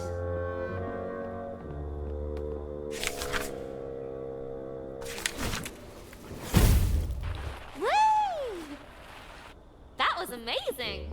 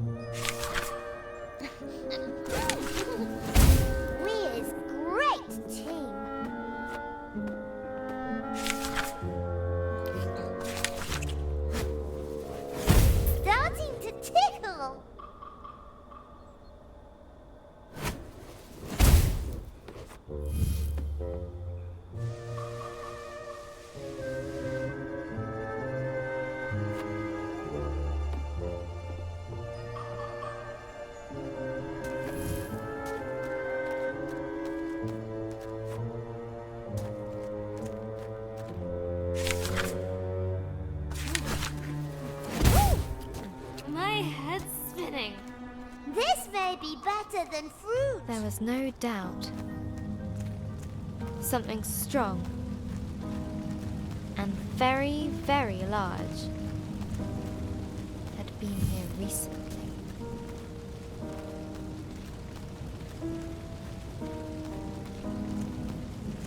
There it is! Dragonfly? Wow. Great! We've seen it! We go now? It goes! See?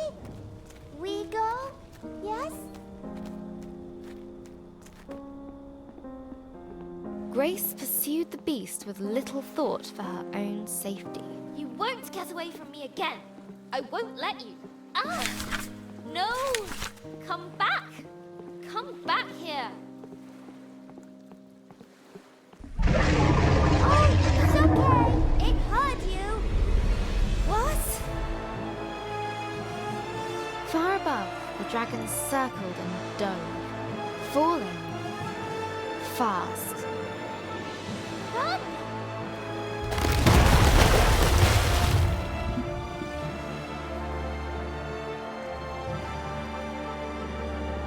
As the waters calmed, Grace realized the dragon had gone far, far below.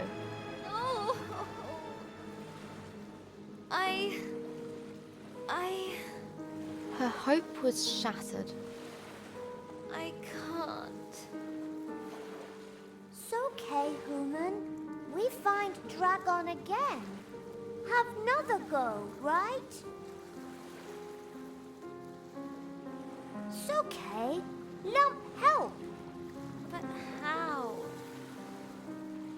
Most of the pieces are gone. I can't even fix it. Look! You get on this, okay?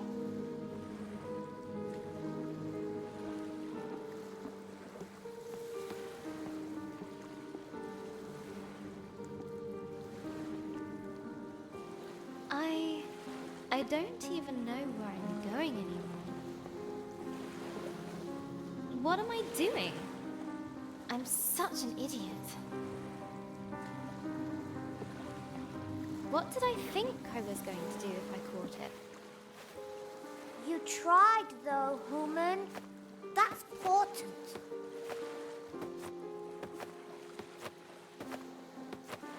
Look!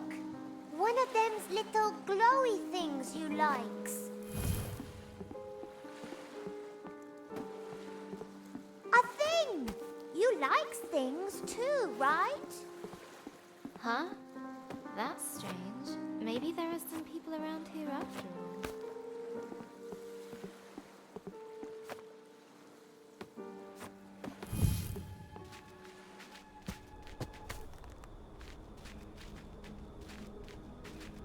Look! Stuff!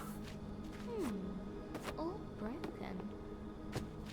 Forgotten. Much sad. Maybe dragon? Clumsy, clumsy.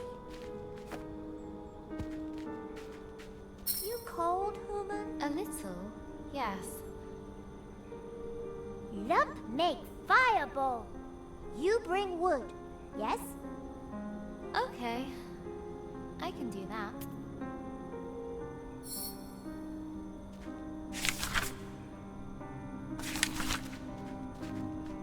What's up, human? It's just... I remember collecting wood for Elder Eva. I hope she's still okay.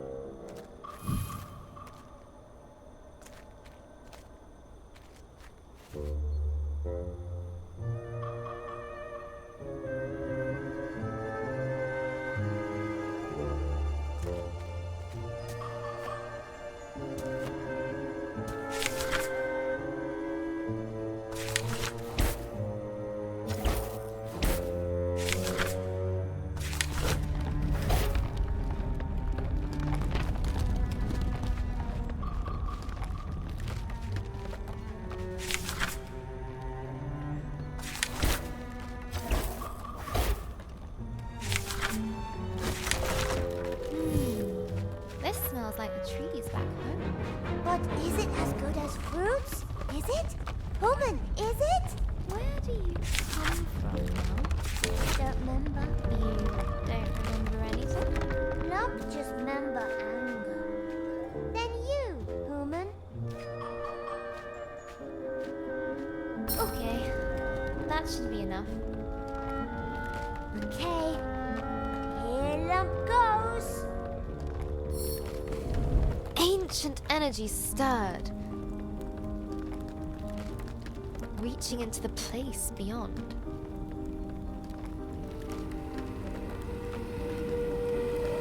Ah, it feels good to be back. Already? It's only been a few millennia.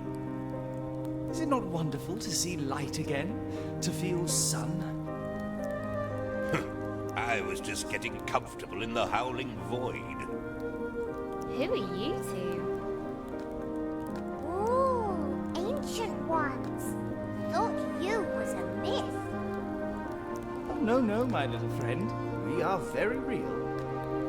No, we're not. You're imagining us. Go away now. Now we're here. What can we do to help you? Lump!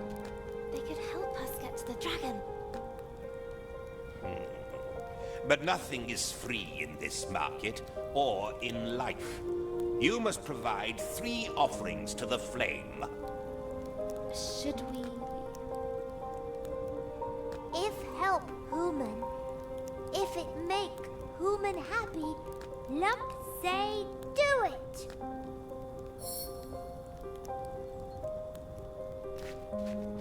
Hello. So lovely to see you both. So, what is this place? The market of the lost and the forgotten. Things end up here that have been cast aside or are no longer useful. After a time, so were we. No one came here. No one sought us. I thought we would forget ourselves, but you brought us back. You said you could help. Yes.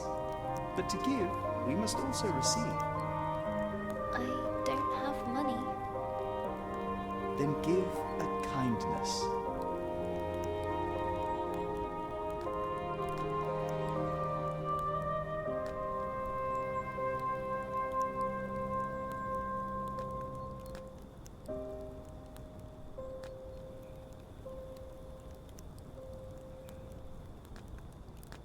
I'll tell everyone about you. No one will ever forget you again. How kind of you to say. Now I will return the favor. To get your wish, you must submit an offering of hope to the flames. Something dear to your heart. Elder Eva gave me this. The pendant gleamed with hopeful memories. I don't know if I should. It was the last thing that she gave me. A wise person once said that no one ever got anything just by wanting it. Okay. You're right.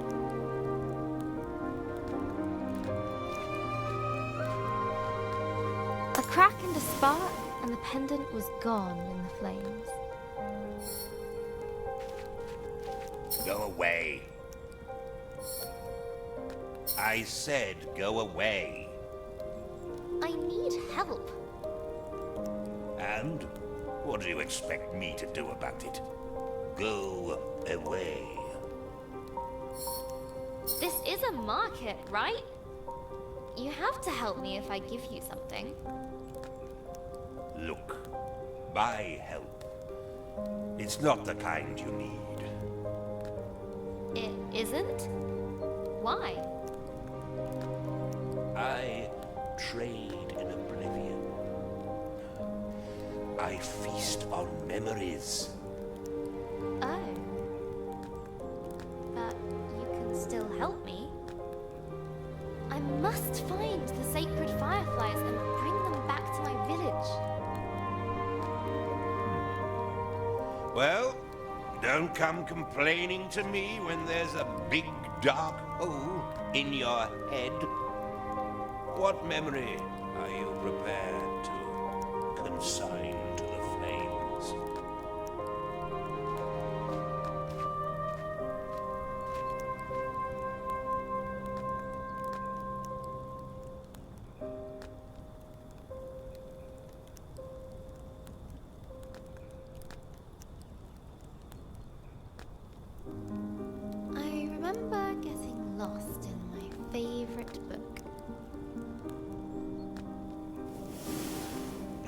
don't.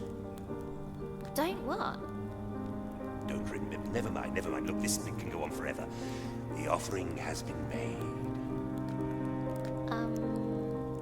Thank you, I guess? 2 offerings down. 1 to go, and they'll help me follow the dragon under the lake. Ooh, what next? I don't know. Do you think they'd take another memory? The last offering must keep our fire burning. A gesture of hope, of friendship. But it cannot be given by you. And we've already given you something, so we're out. What about Lump? You have something to give? Sure, I got Lump. You would give yourself to help your friend. Of course. Lump? You don't have to do this. There must be another way. This is important to Human. You freed Lump. You gave Lump memories. Lump want to give you something too.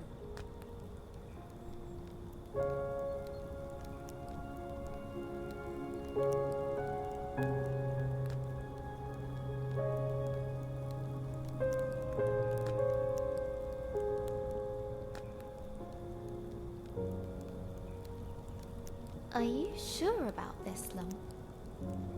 Lump sure. You help Lump, Lump help you. I wish I was as sure about this. Thank you, Lump.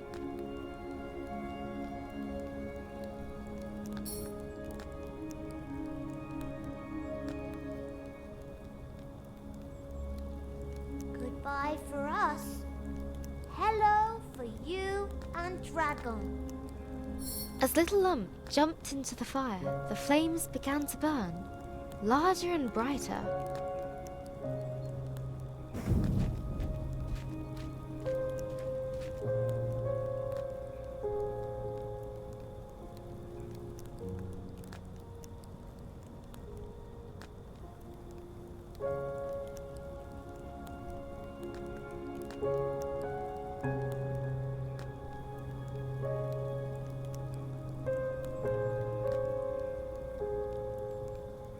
Grace felt a change come over her. Slits opened in her neck. Gills! She could now breathe underwater.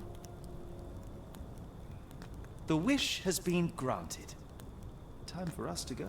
Hope you like your gift. Thank you, Mum. I'll never forget what you did. I should go to the lake. Follow the dragon. I guess. The loss of Lump weighed heavily upon her. Where once there was light was now darkness. Where there was noise, only cold silence remained. But she could not let Lump's sacrifice be in vain. She needed to get to the lake and use her newfound powers to pursue the dragon. The lake looked murky, but she had to brave its depths.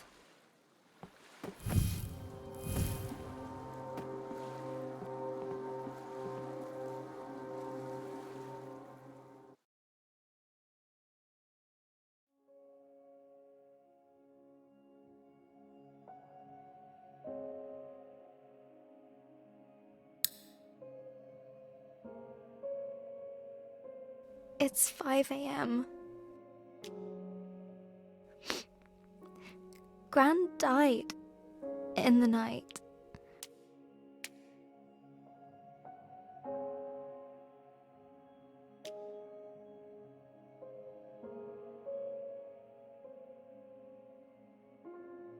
Mum got the call a few hours ago. She's still crying. I just feel...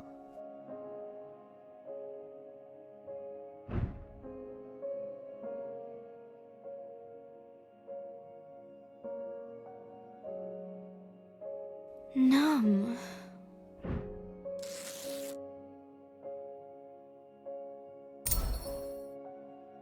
I tried to go back to sleep. But as soon as I close my eyes, the thoughts keep circling back.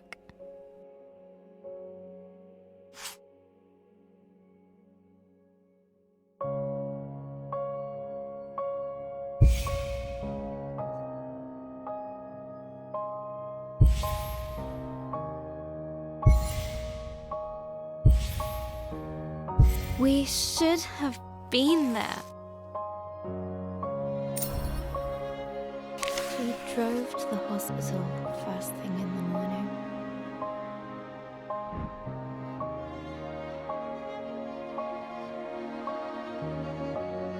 No one said much. It seemed to take forever.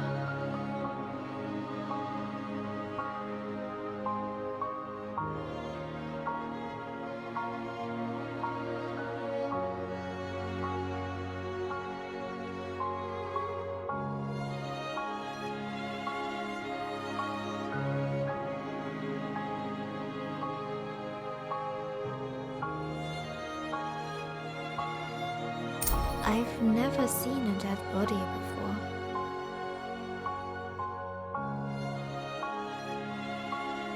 It might be scary.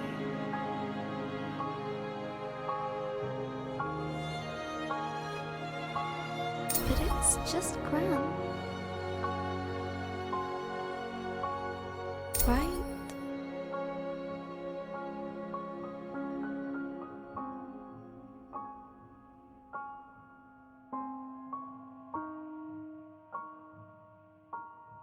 Maybe I should have stayed at home.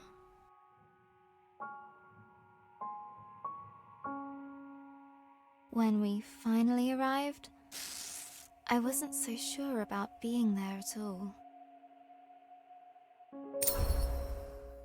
We went up the stairs to room 305.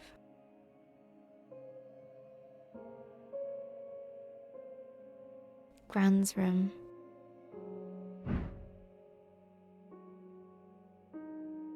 Mum gently put her hand on my back and asked me if I wanted to wait outside. I said yes.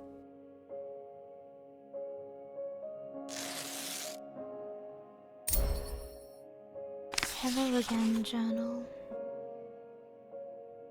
I'm sitting in the waiting room. Just rows of plastic benches in a sea of blue linoleum. And it smells like Ben's bottom cream. A little doodling should distract me from this dreary place.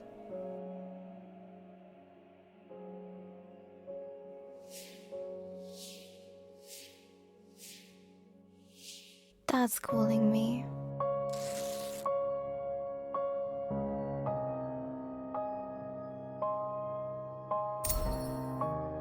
Dad had his arm round Mum as they came out of Gran's room. I've never seen her like this. Mums aren't supposed to cry. They're strong. They're meant to know what to do. Always.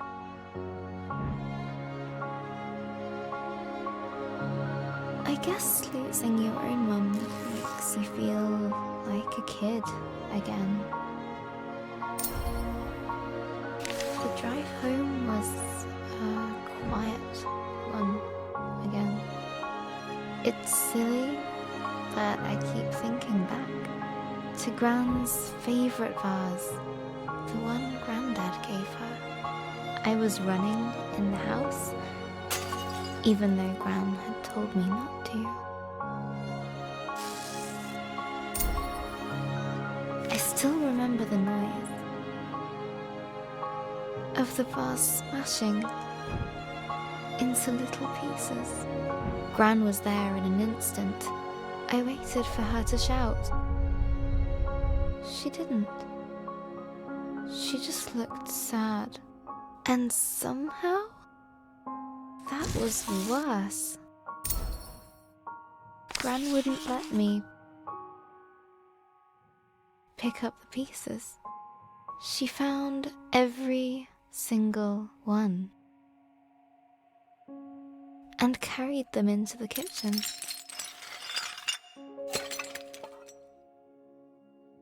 Later, I sneaked in with a tube of glue in hand.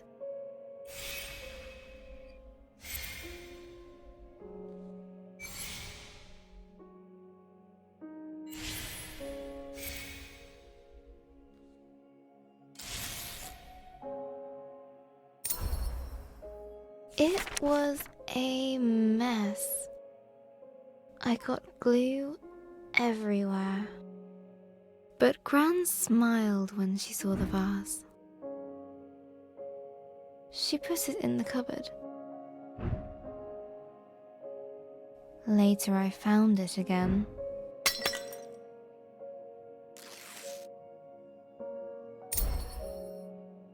When I asked her why she'd binned the vase, she smiled again.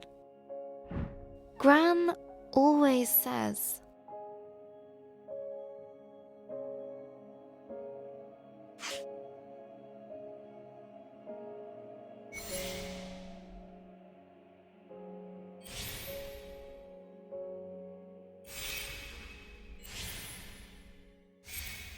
We can't hold on to things forever. Let them live in your memories. she said she preferred to keep the vase like she remembered it. Maybe I hurt Gran's heart, weakened it. That can happen, can't it? Maybe this is all my fault. I should have listened to her. I shouldn't have run in the house. Now everything is broken. If I'd started my story sooner, Gran could have read it. It might have helped. I could have fixed. I would have fixed her heart.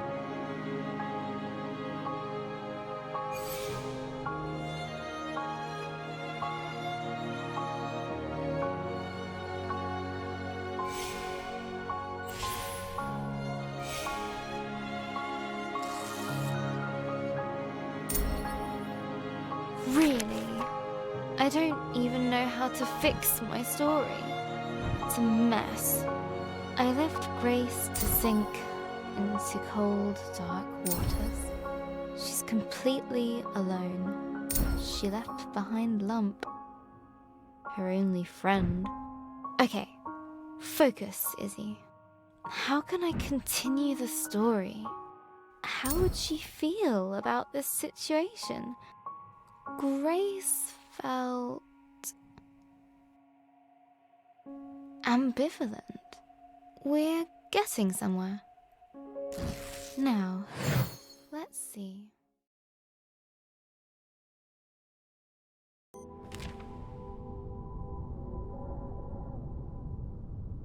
The merchants had been true to their offer.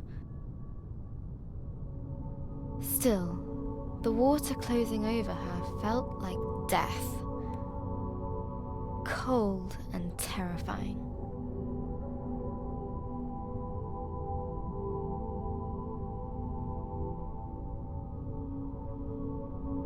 I can breathe! This feels so strange. Wish Lump could have been here. There was nothing I could have done. Was there? But there was no time to dwell on her lost friend. Grace had a dragon to find. Which way did it go?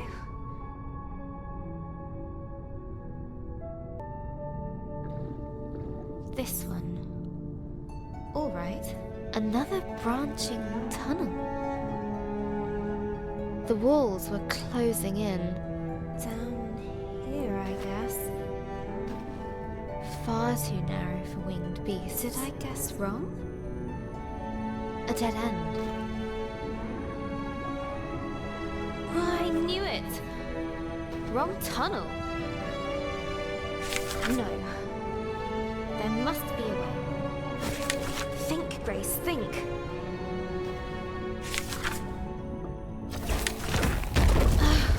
How do I get up there?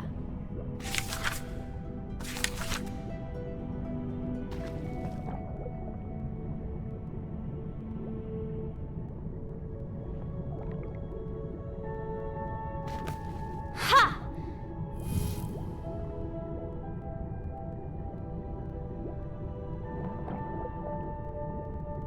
Is this the right way? Or maybe here? I just don't know. I wish I could ask Lump. But there was no Lump there. No annoying little Lump to complain.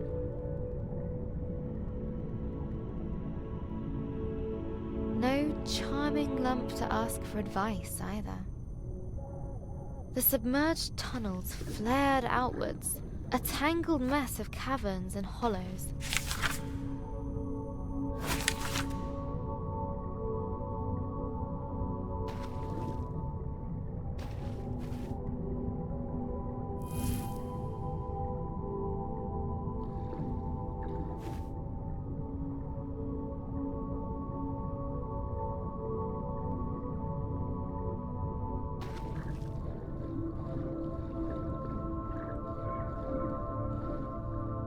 Twisting and turning.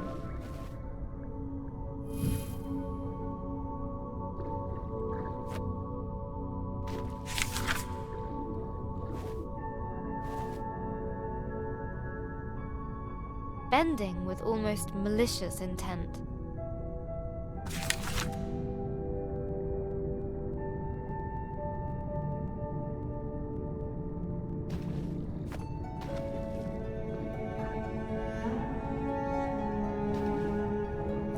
To get out of here.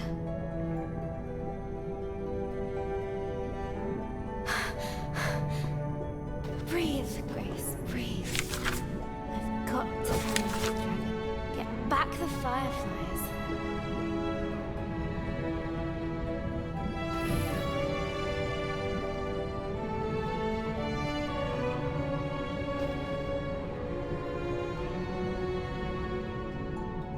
You can do this, Grace. No! Ah!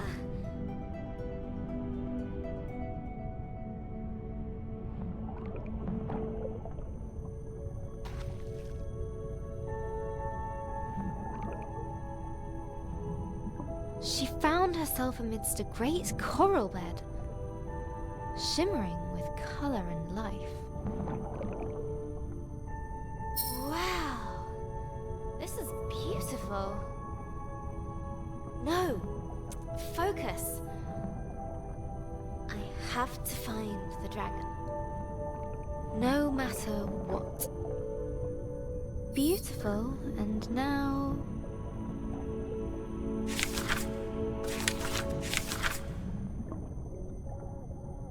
broken. It grows back, right?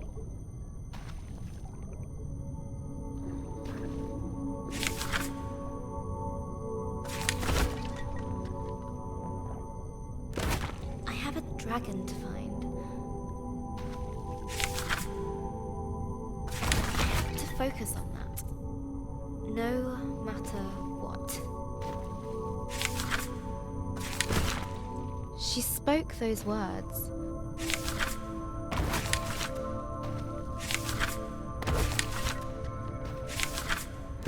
But deep in her heart, a seed of chilling doubt took root.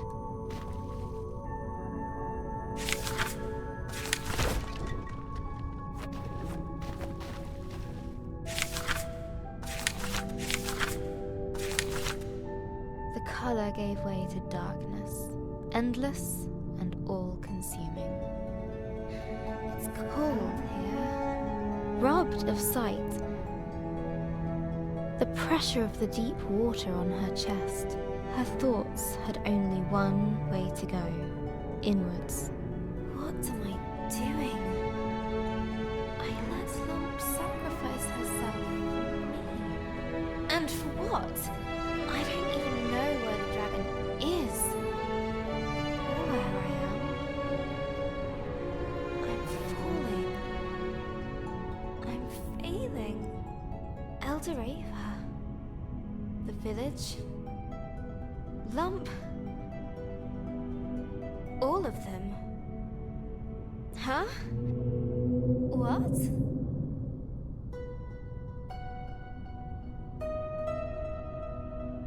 Air?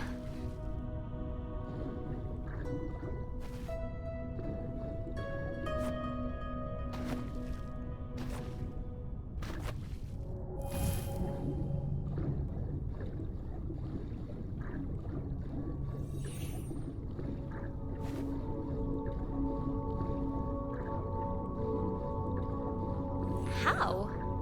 It doesn't matter. I need to find the dragon, no matter what.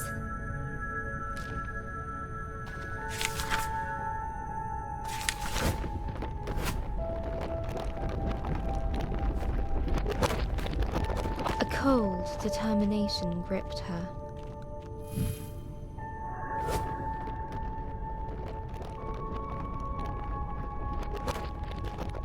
Numbing all other thoughts. Press forward.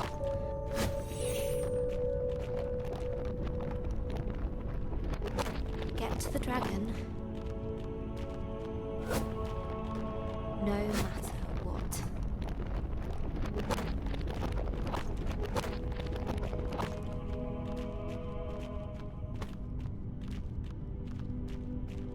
There was just the way forward, barred by an indestructible metal door. No! I need to find the dragon. Grace could no longer ignore the seed of doubt.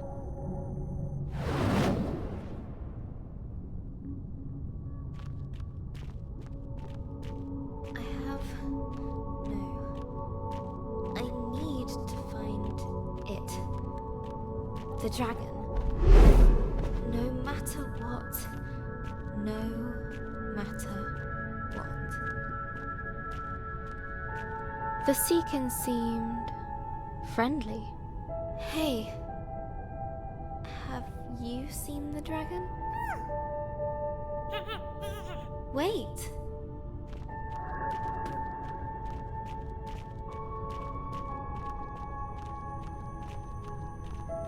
A host of them greeted her with curious chatter, warm and welcoming. Have you seen the dragon? Please. No?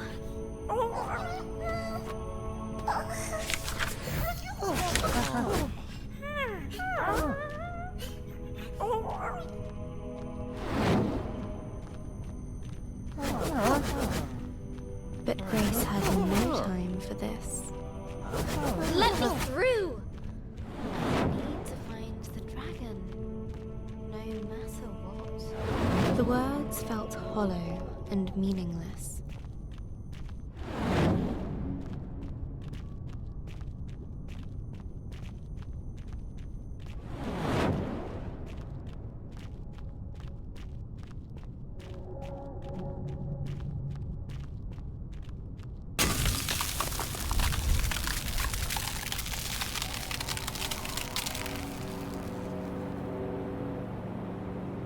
Freezing cold blanketed Grace. There was comfort in its numbing embrace. She wished she could stay.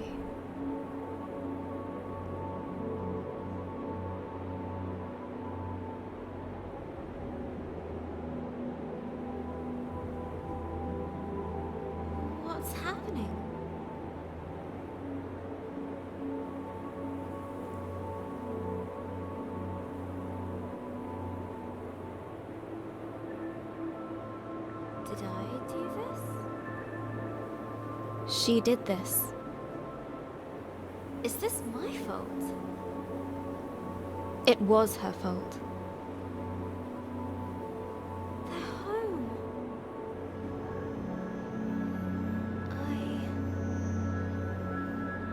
I destroyed it.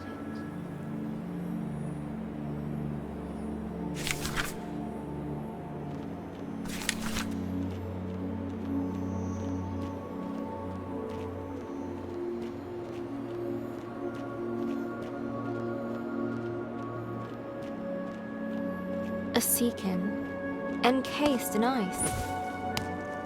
Oh no! What have I done? I'm so sorry. Please forgive me. I never wanted this.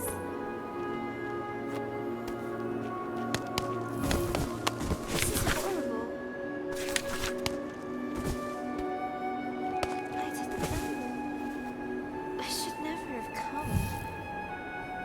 What would Elder Ava think of me? I'm so selfish.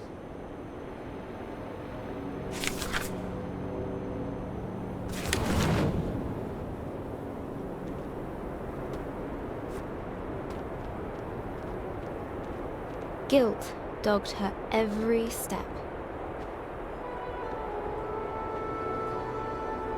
Did you make me do this?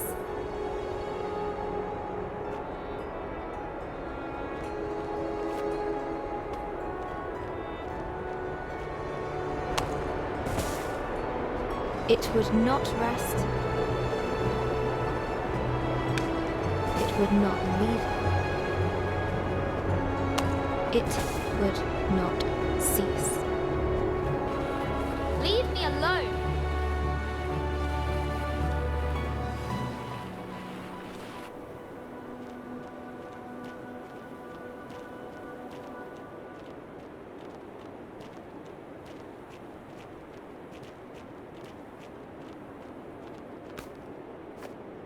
Must get away.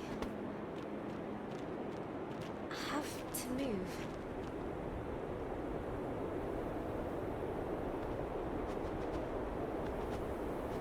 Need to escape.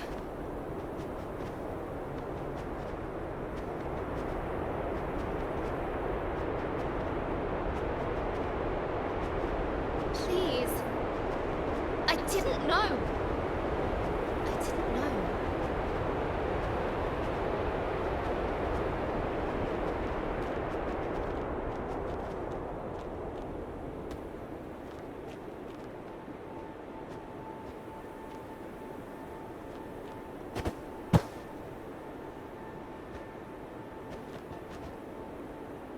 The creature looked at her as if it could see into her very soul.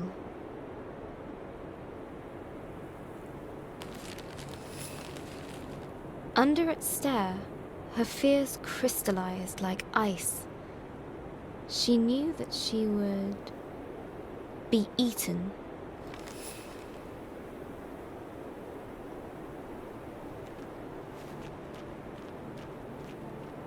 You'll consume me until there's nothing left. I can't let that happen. Would Grace embrace her guilt? Or run from it?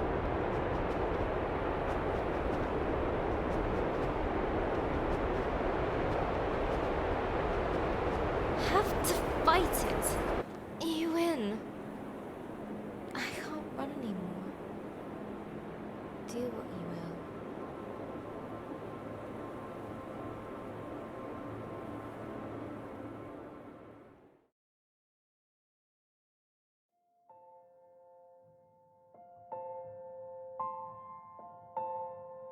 Hello, journal.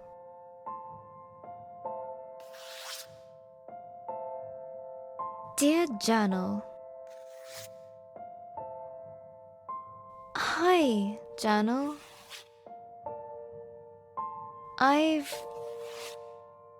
Today...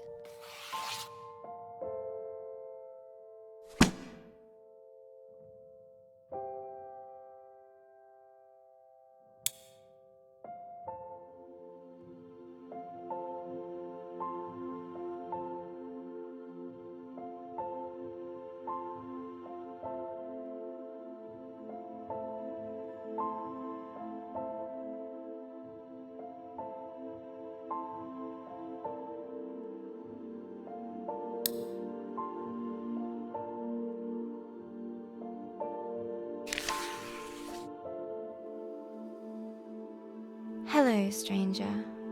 I've been thinking a lot about... My dream is to become a writer. Yeah, right. A writer who can't even write. Okay. Find something simple to start with. What did I do today? Today I got up. I had breakfast. I tried watching the telly. That's it. I'm going back to bed. Hi, journal. Another day.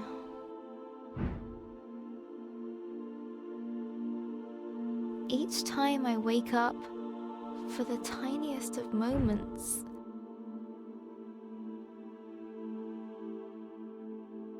it isn't true.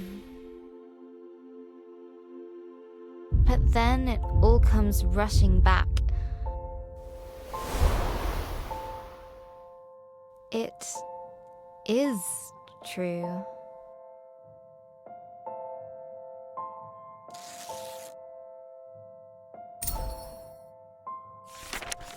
Looking around my room, everything reminds me of Gran.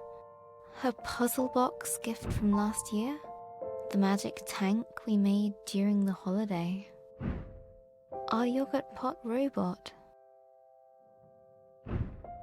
these paints Gran gave me, this pen, even you, journal. She's everywhere. And all of it feels broken. Today is Ben's birthday. Dad baked a cake. Mum insisted that I come down and have some.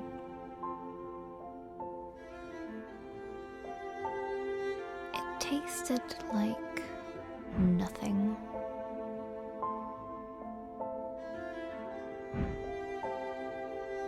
Everything does. Mum said we need to send out invitations to the funeral. How can she think about that?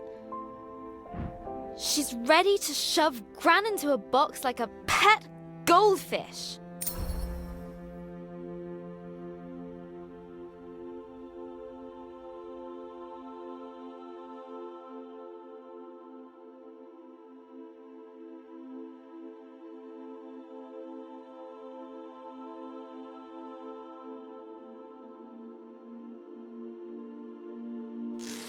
Then I stormed off into my room.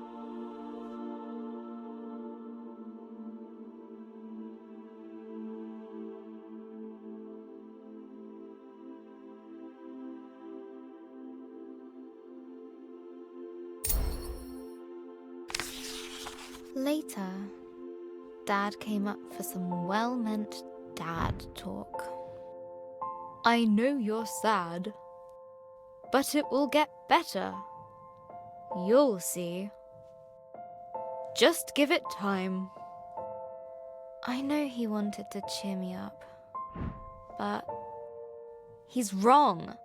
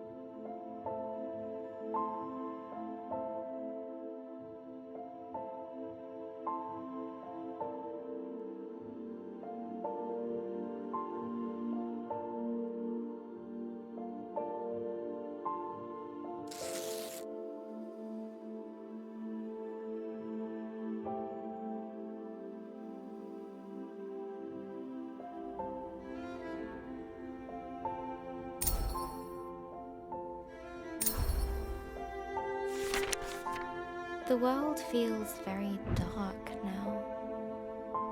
Gran has a proverb for times like these. Gran always says,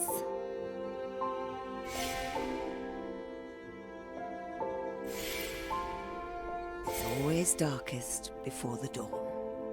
no, that's not right. That's what she would have said.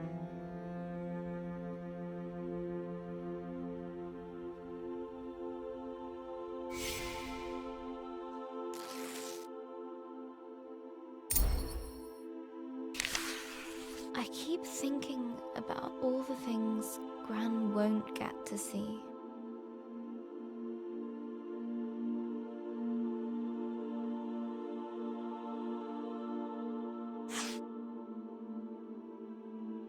When I go to university, she won't be there.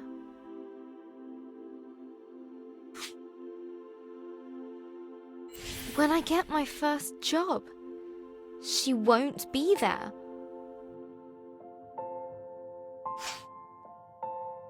If I get married, she won't be there. Even if that's unlikely because...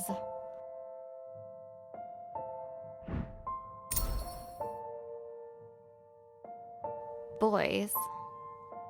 I prefer cats. Missing Gran already feels so bad. But how could I want that feeling to go away? How could I be fine with Gran being gone? I'm going to have to feel like this forever.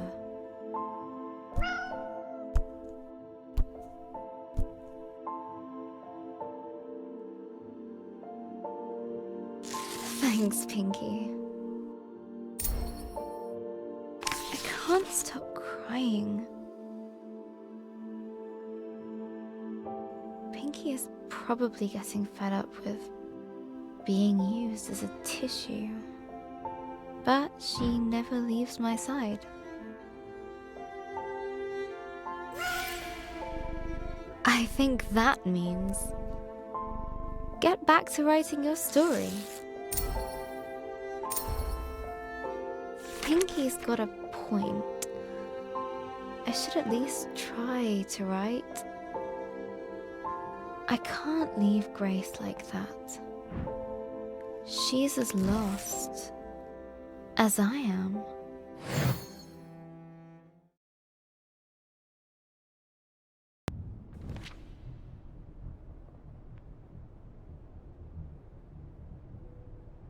My head. Where am I? A grey void surrounded her, swallowing sound and hope. Hello?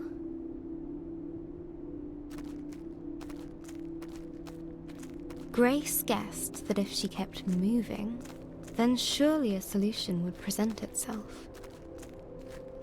Is someone here? Anyone?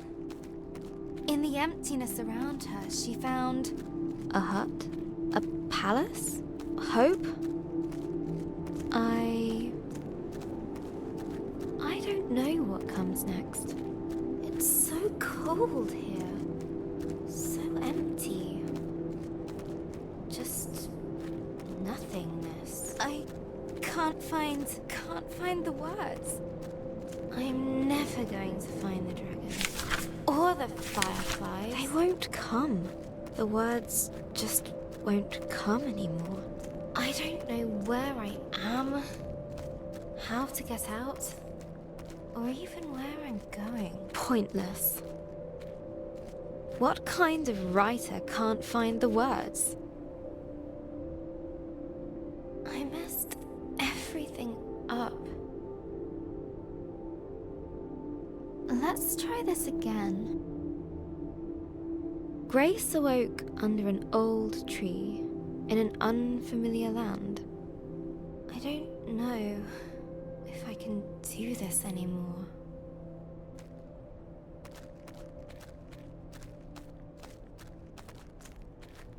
She walked boldly ahead, a spring in her step.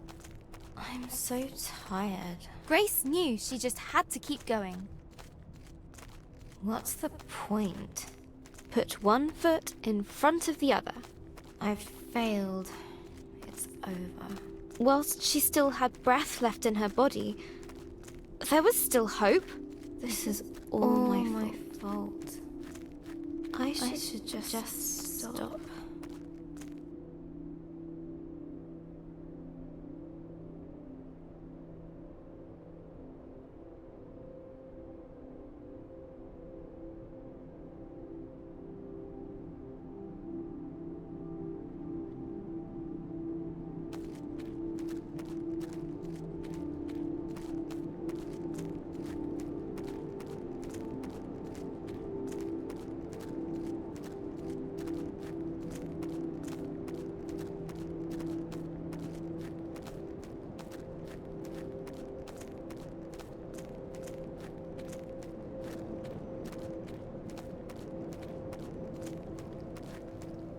Hey, Grace. Leave me. Just leave me. Psst. Here.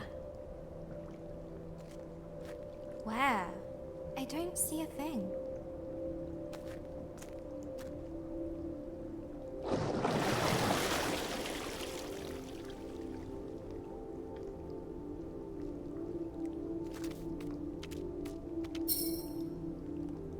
I'm right here. Always was, always will be. I don't understand. And I don't care. You don't? No. Just leave. I'm meant to be alone. Forever alone and useless. You know I'm right below you. I'm not good company right now. You don't need to be. Why don't you tell me how you came to be here? It sounds silly when I say it now. I lost a dragon. And now...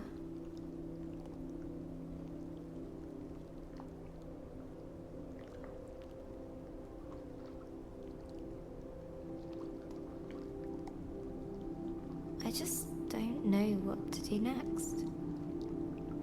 But at some point you knew, right? You had purpose, hope. Yes.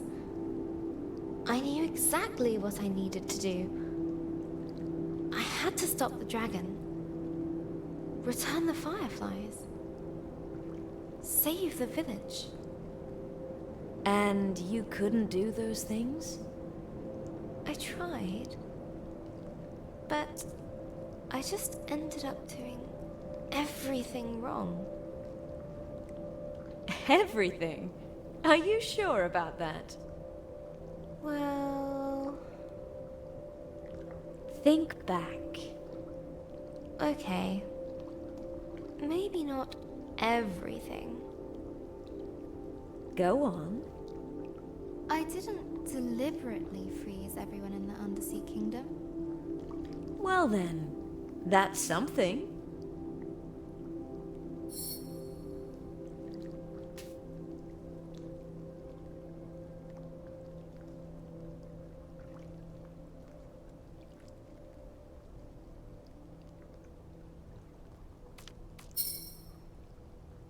I like listening to you. Would you continue? You do? Oh. Well, okay. It's just...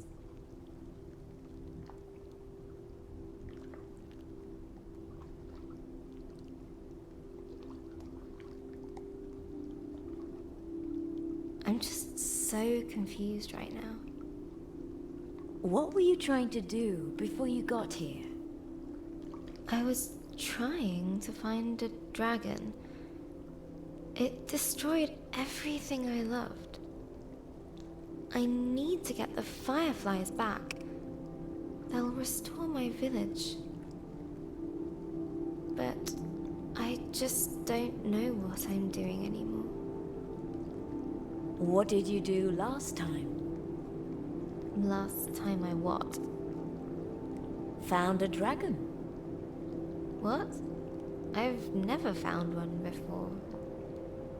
Then how can you expect to know exactly what to do? I guess I can't. But I want to. No one ever got anything just by wanting it. You've got to try. You've got to fail sometimes. I wish I had your confidence.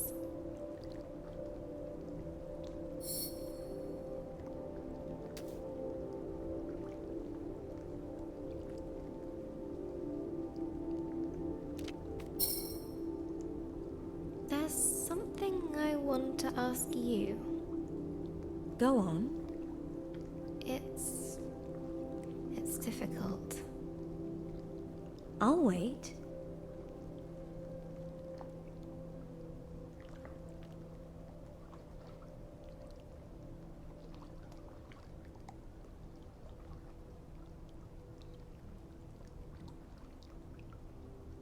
I don't know where I am, or even who I am.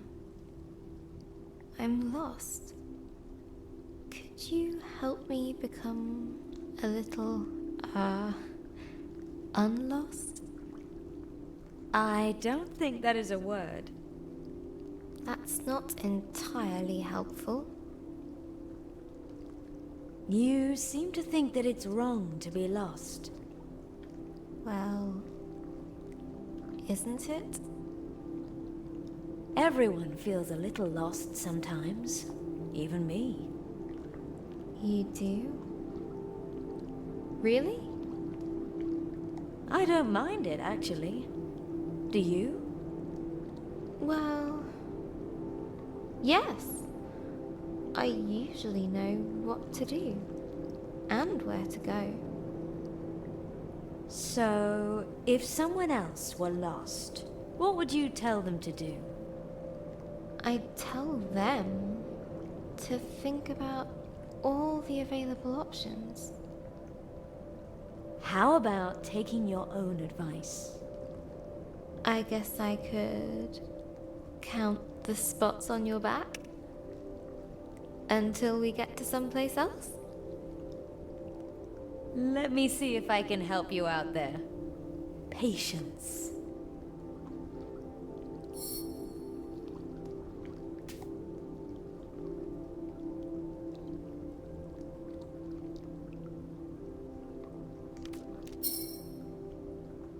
I want to know one more thing. You sound a lot better. I do? I guess I feel better. Well then, time to set course. It's nice of you to listen to me. Anytime. So, anything else?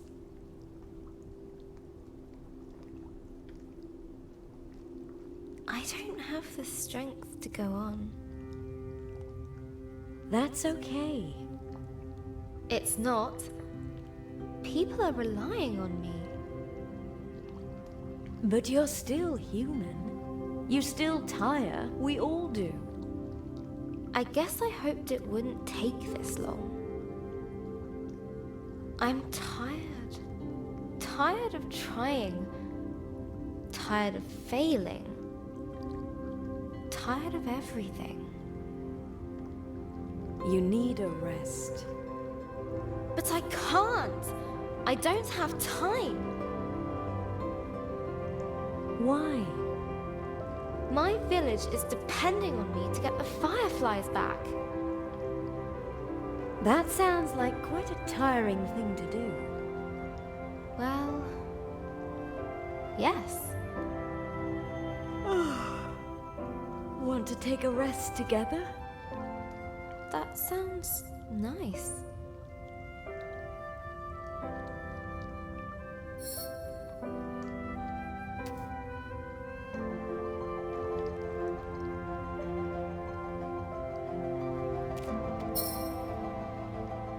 This is where I leave. But You're not alone. You are loved. Be kind to yourself.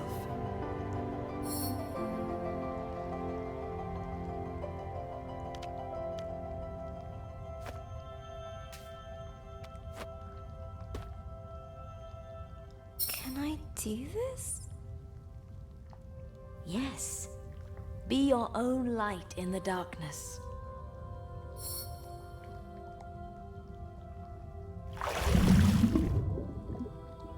I'll try. Thank you.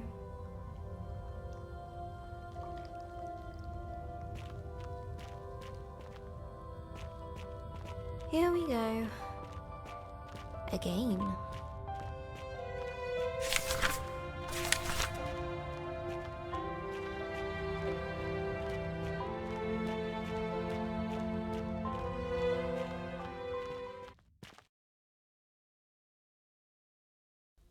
Hello, Journal.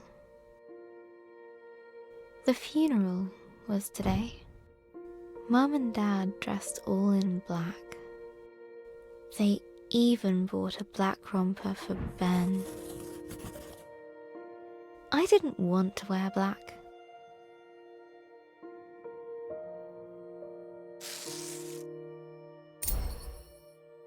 Gran thought black was depressing.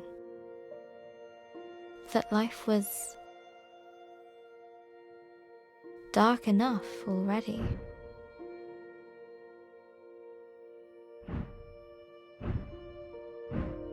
Gran always used to say,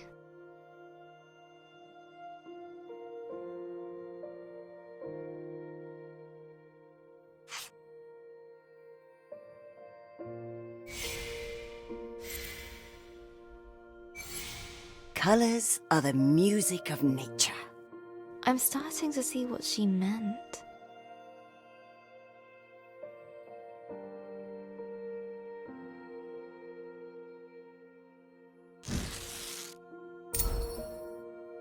So I went to open my wardrobe.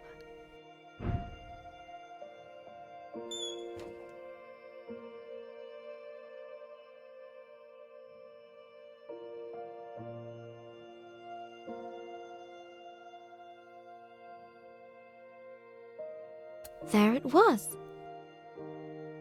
I hadn't worn it for years. I remember Gran saying it was cheery.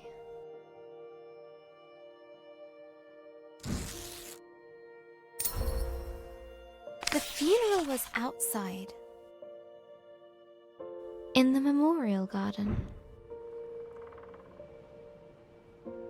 The sun was shining.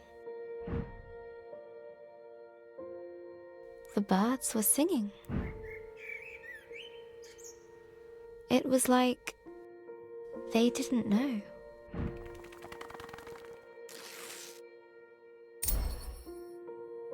The vicar had just started talking when Uncle Alan stepped into the fish pond.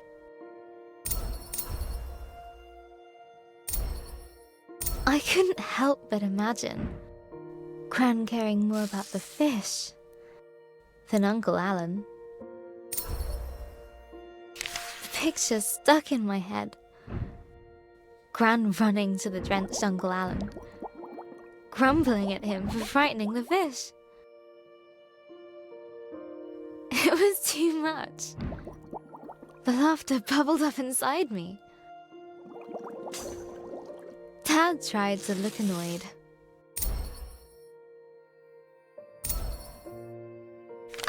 After the vicar finally finished droning on, we started the singing. All things bright and beautiful.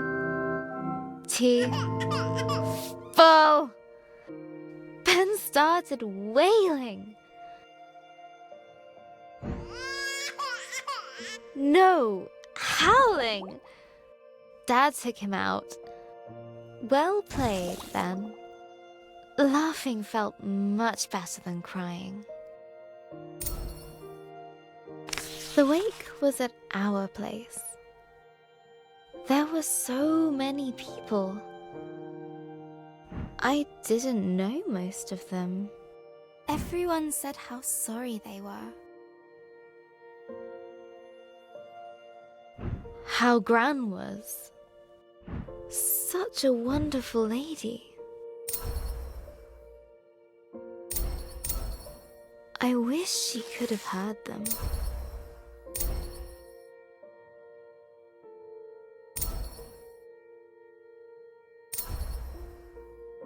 Everyone had a story about Gran.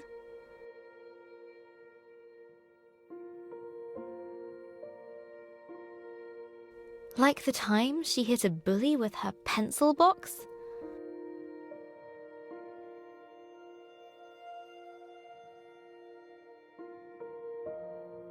Or when she saved a toad that had hurt its leg.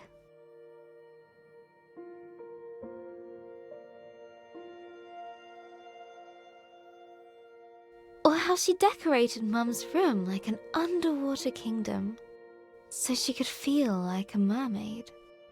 That's so like her. One old lady told me how they used to bunk off work and go to the Glastonbury Music Festival.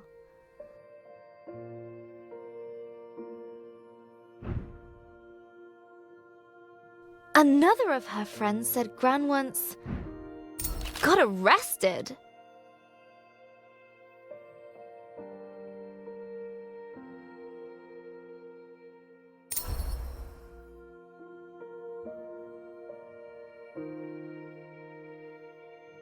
While protesting whaling.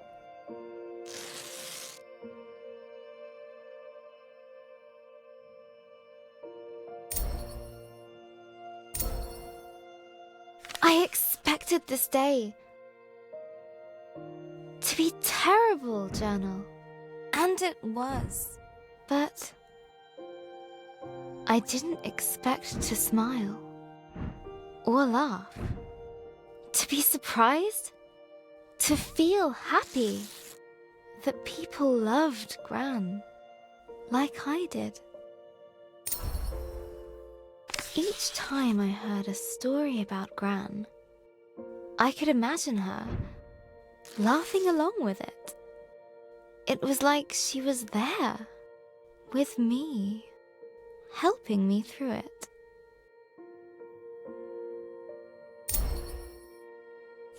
I still feel in pieces, Journal.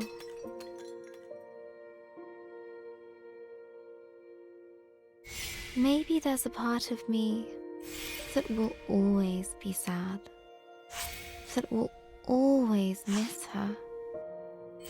But maybe that's okay.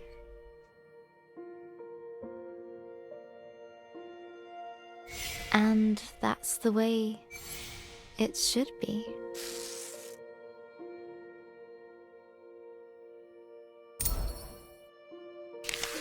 I don't know what happens after we die. But I think I know where we go. Into all the people who have ever cared about us. We make a sort of place for them in our hearts.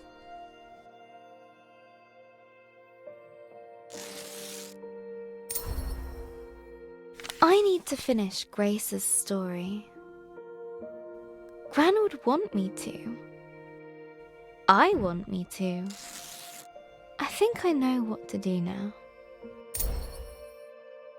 Let's summarize. After the dragon attacked her village, the smart Grace set out to return the fireflies. On her travels, she met a grumpy djinn guarding a fallen city of warriors, and found a lonely fire creature named Lump. They became friends.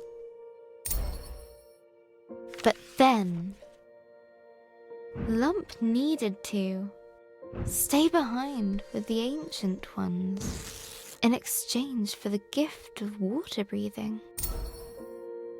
Deep under the water, inside the lost Seekin Palace, chased by the shadow of remorse, Grace had her big moment of doubt. But she pulled through it all.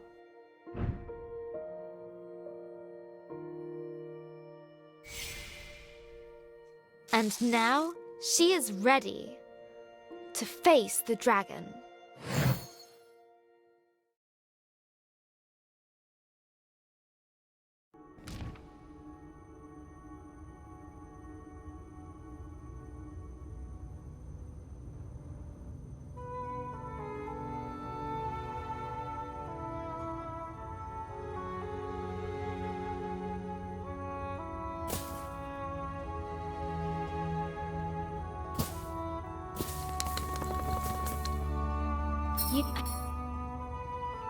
But I couldn't face myself.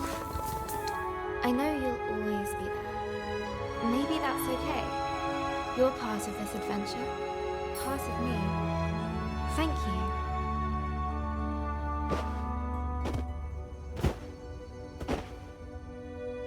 Now, I will return the fireflies. I'm coming for you, dragon. With her confidence renewed,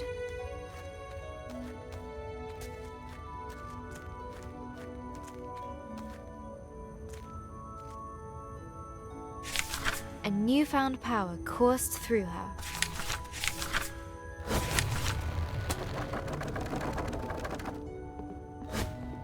I feel like I can do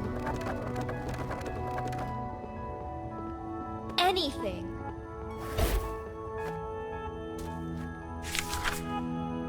Yeah, word magic.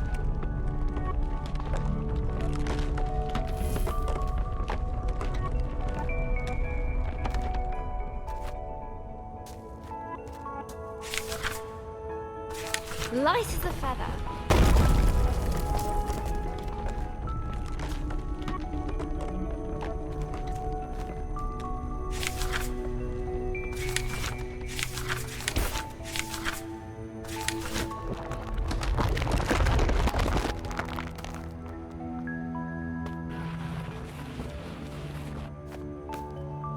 Like cutting through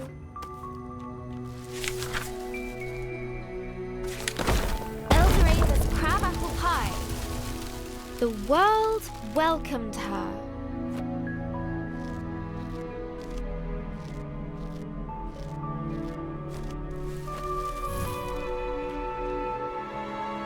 Forward!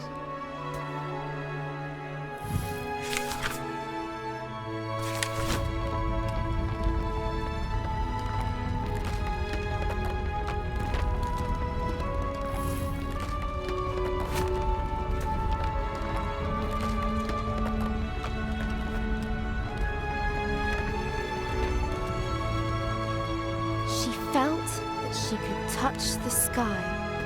She felt that she could touch the sky.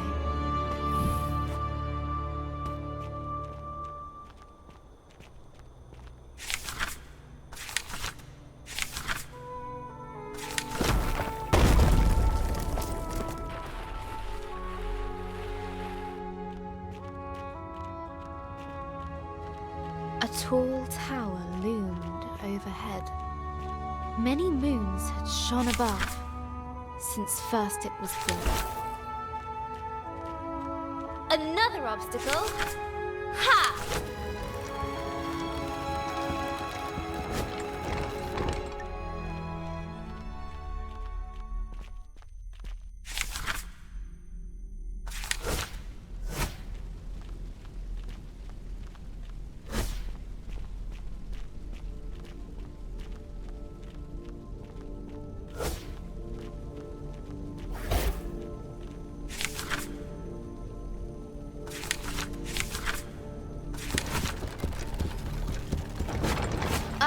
I've been through, you really think that will stop me?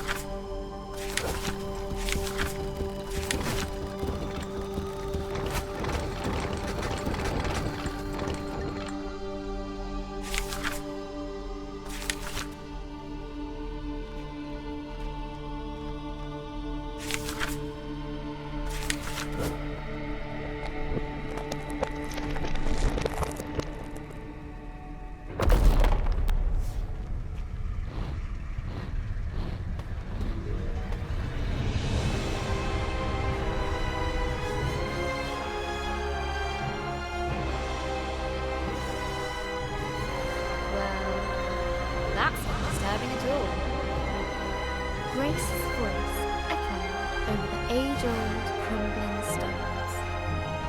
A lone figure stood, unbowed, defiant. It drew her to it. Her foe rose before her. No breath in its body, but no less terrifying.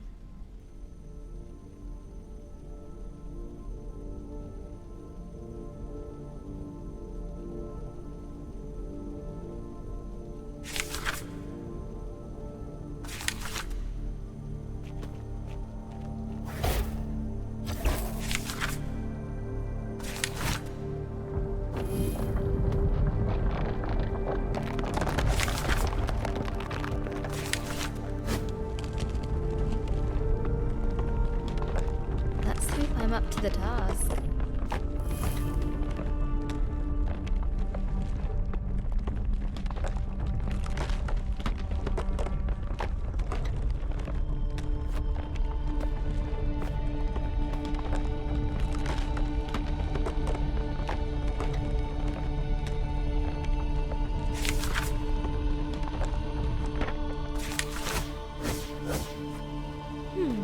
What now?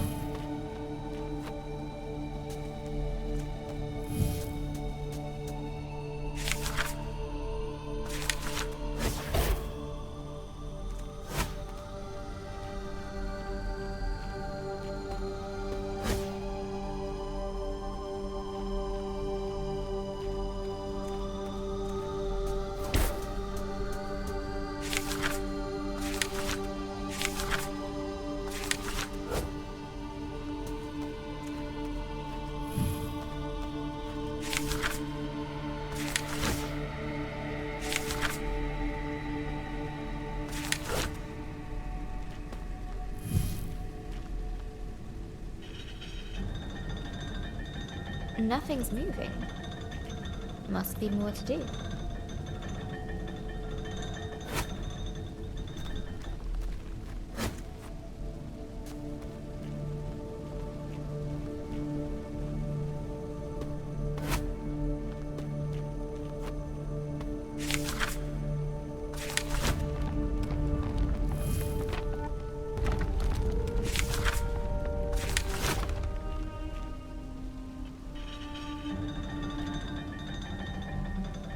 That's it!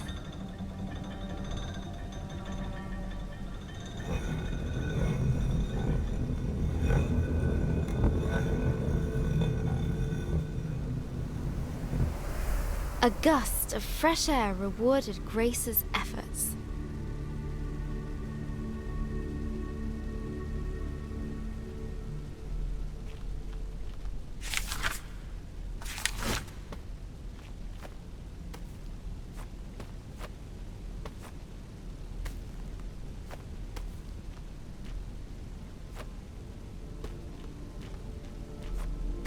as she rose up the stairs.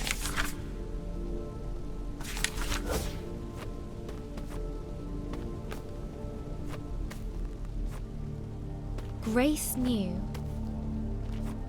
the tower's purpose: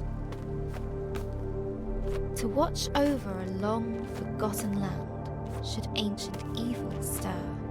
No statue this time, but bone and scale and claw. In its fire-wreathed home,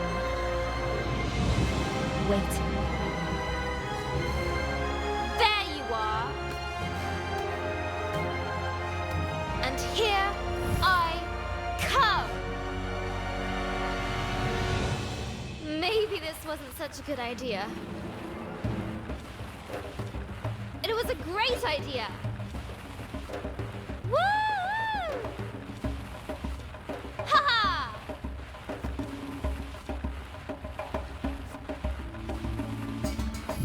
Whee!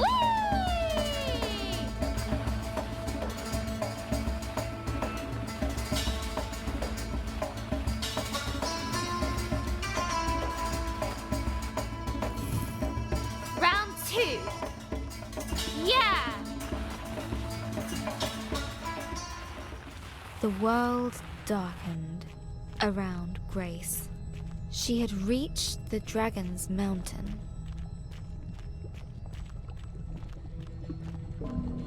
For the first time, Grace felt no fear. She knew she had all she needed.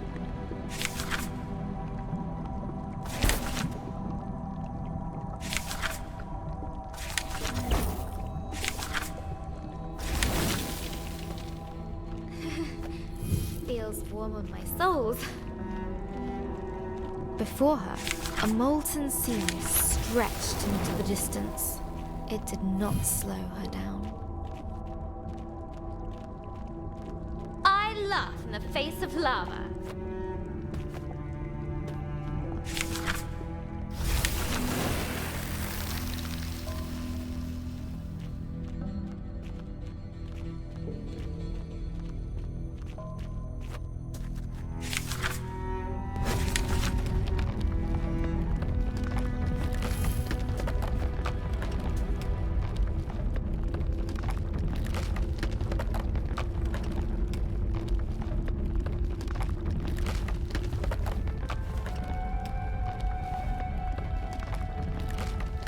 Suddenly, Grace no longer felt the heat.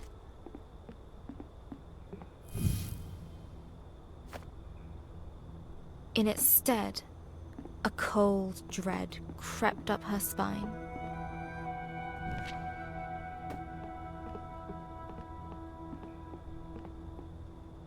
In its stead, a cold dread crept up her spine.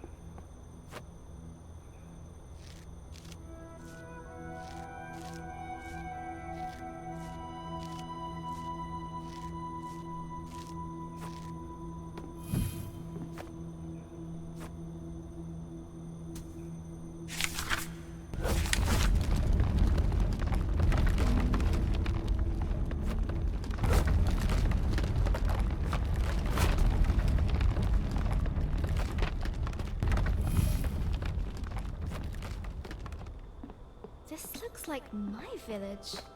But it can't be. It's a trick. It has to be. An eerily familiar sight awaited her. That's my house. How? Eldoreva!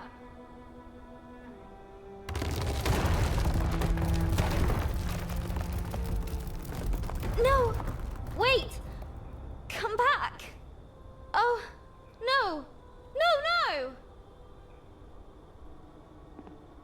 Only emptiness remained. I'm writing that again. Only emptiness remained.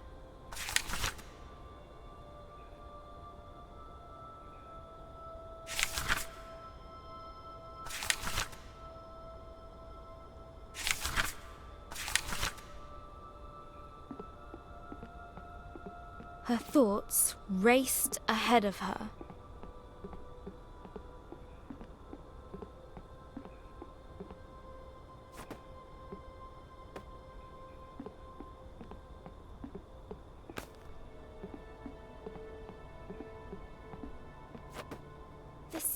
can't be real. A trick. I can't let it be real.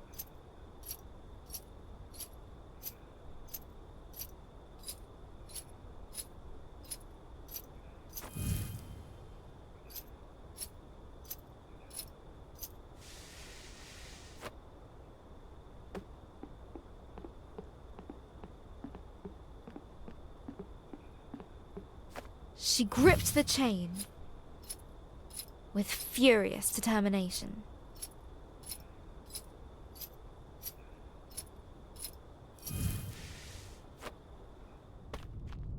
I know you're there.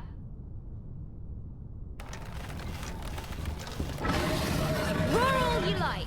It won't stop me.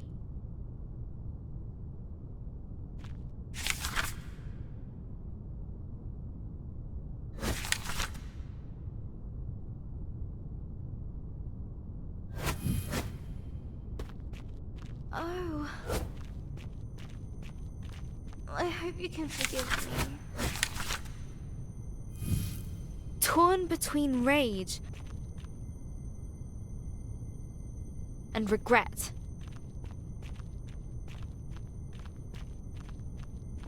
Grace pushed ever upwards.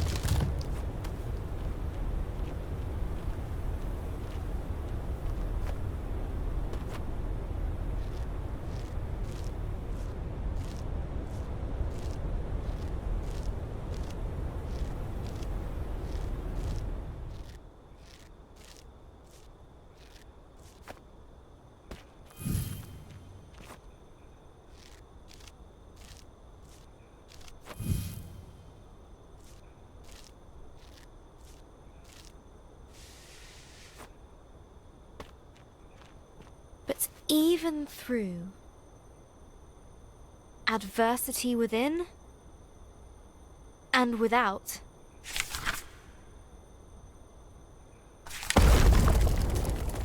her determination shone bright. She had grown.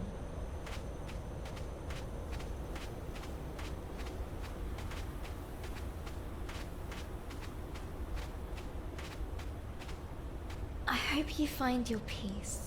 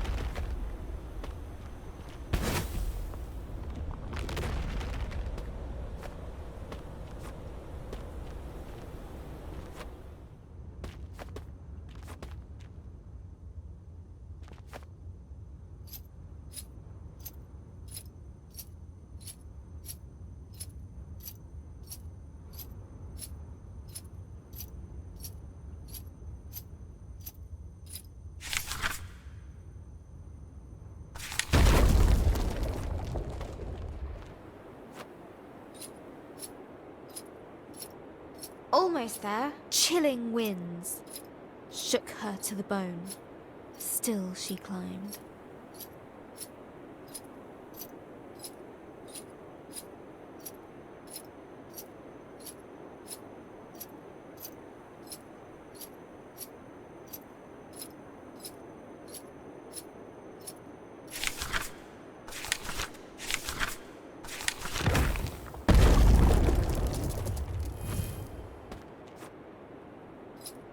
Almost there!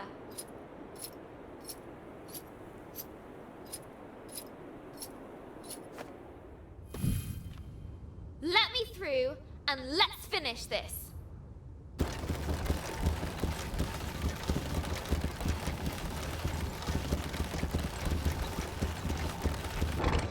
Glad we're on the same page. Every stride pushing against.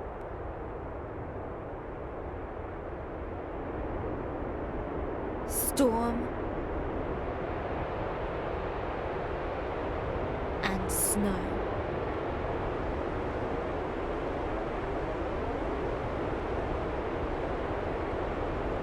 Defiant. Unwavering.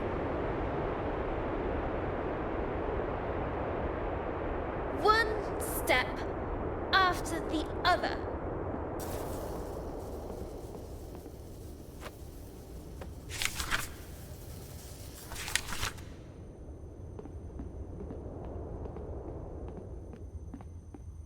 That's Bo. That's where I last saw Lump. Human! How are you here? Not sure. I'm so glad to see you. After I left you, I felt so confused. I didn't know if I'd done the right thing. Lump, see how far you come. You grown big. Lump did right thing. Don't go! Have to, Grace. But we'll always be there in the remembering. I'll make sure to keep you there. Goodbye, little lump.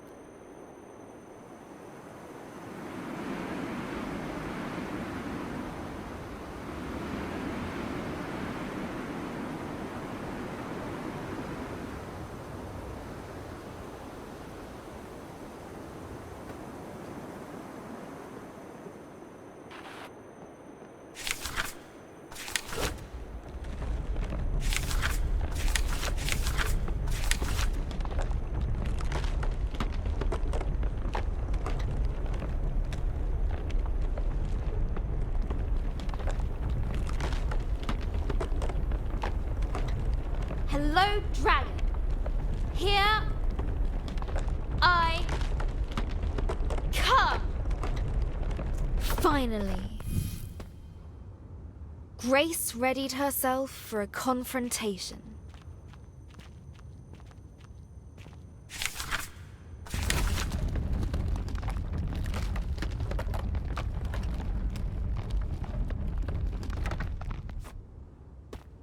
Right. This is it. Hello? Bit of an anticlimax. When she first set out, Grace wanted to return the sacred fireflies to their rightful home. But now she realized that, regardless of how her adventure ended, the journey had forever changed her.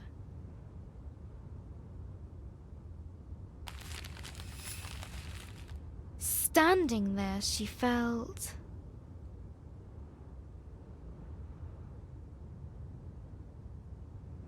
calm. A wonderful sense of serenity washed over her. She was at peace with her choices. She no longer feared the darkness. Show yourself. I am here to do what must be done.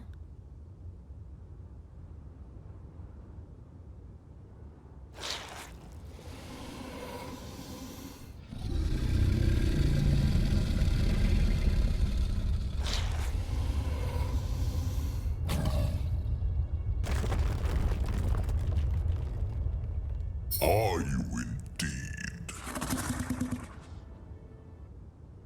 Why did you scare away all our sacred fireflies? Why? They were in my way. They're with me now, and I won't let you harm them. You cannot win this battle. Begone!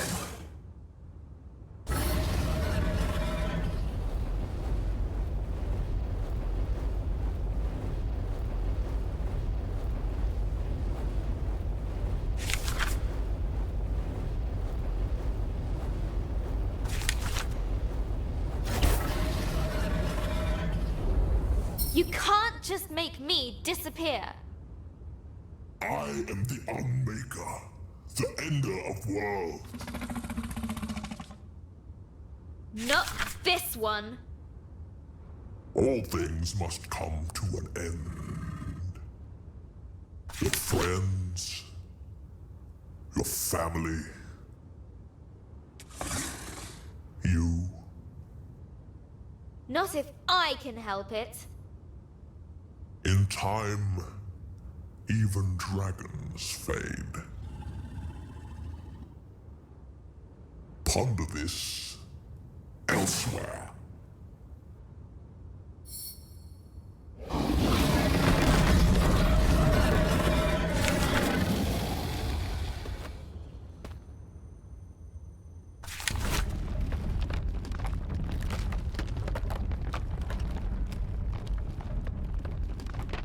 One person can make a difference. I know that now. You have been reading the wrong stories, little one. Sometimes things just end.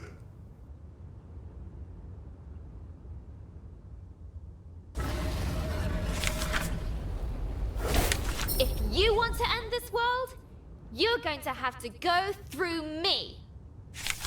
Yes, Haha! The great dragon stumped by a little girl. You can't hurt me, and I can't hurt you. and what is your solution, little one? I'm not sure. Maybe just talk it out?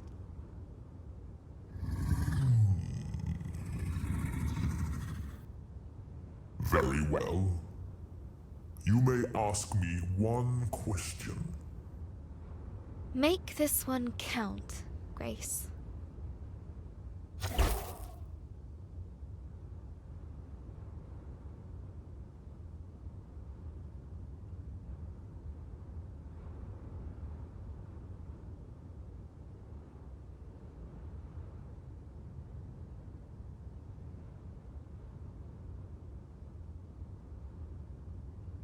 The fireflies.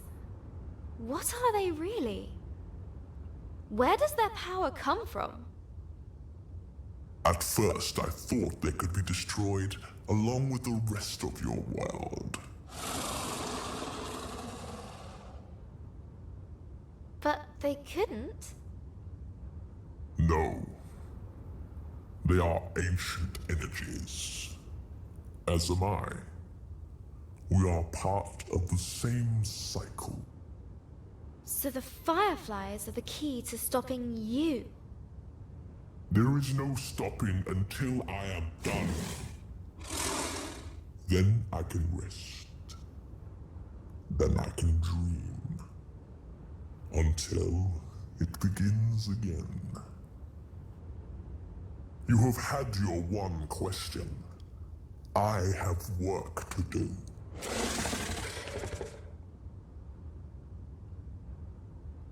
Please!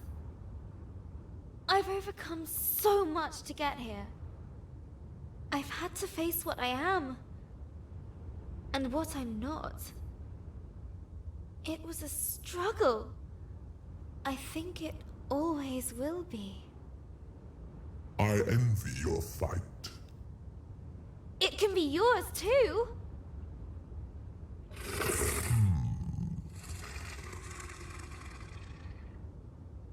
You can change things.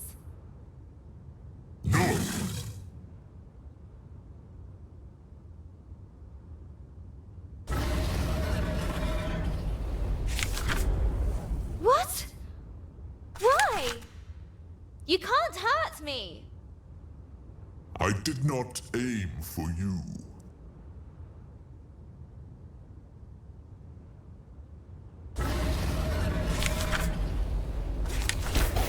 Some things are not to be changed, not to be stopped. They must be accepted. I can't. I can't accept this. You can. You will.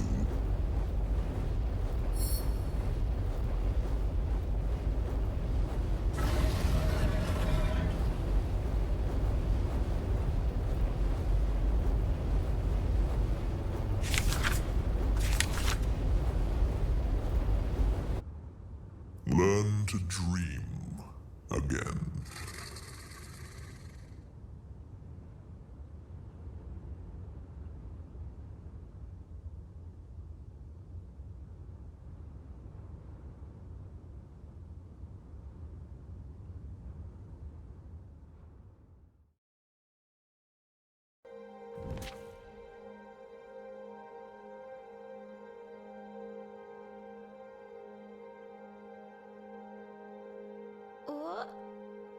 What happened?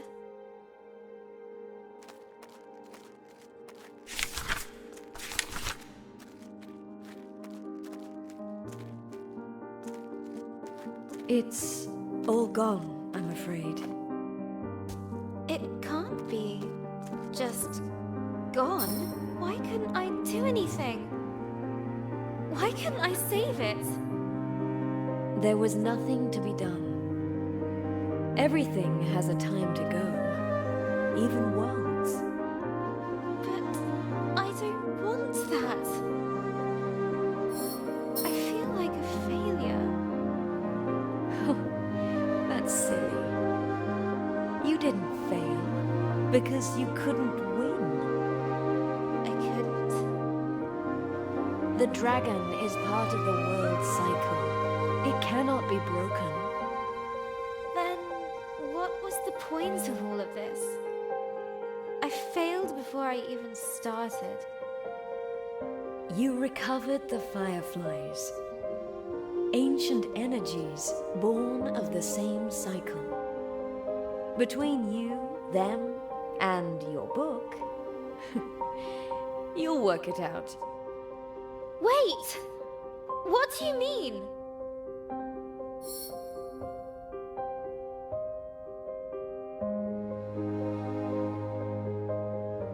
Come back! Please come back.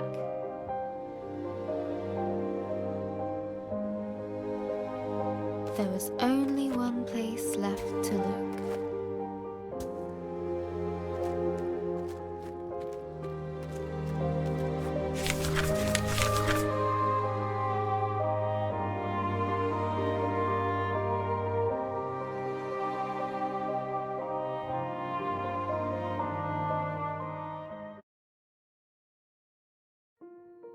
Astoria was gone, but the fireflies still remained, waiting for a new beginning.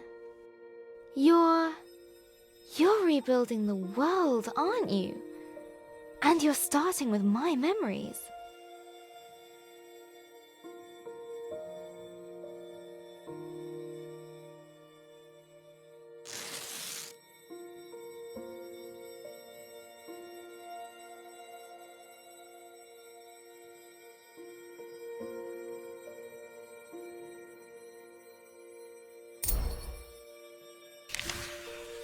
A fruitful work.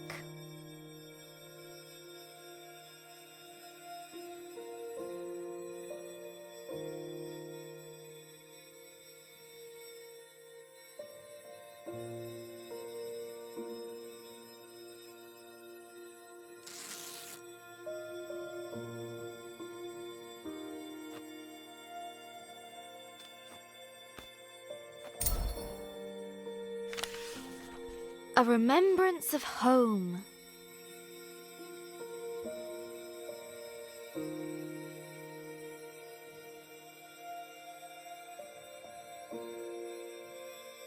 I've I've run out of fireflies. We're stuck! There's still something missing.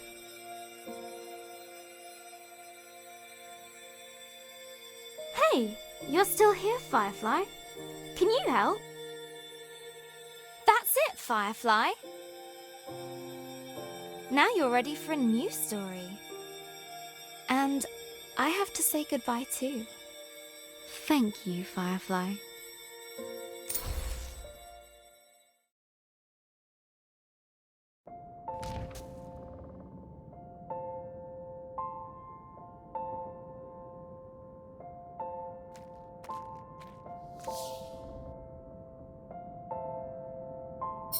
I never thought I'd see you again.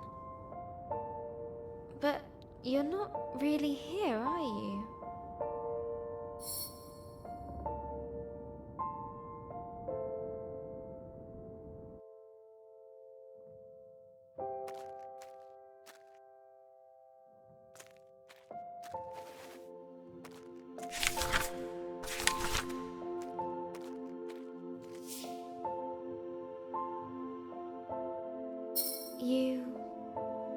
You didn't make it. You knew, didn't you, that you wouldn't?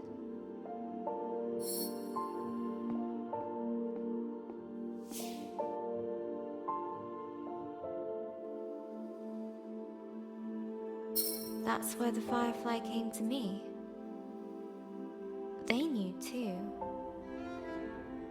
So, these are my memories of you.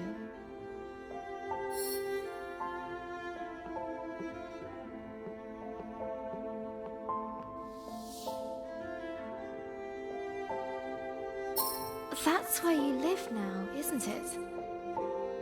Within me. I'll hold you close. I'll take you with me.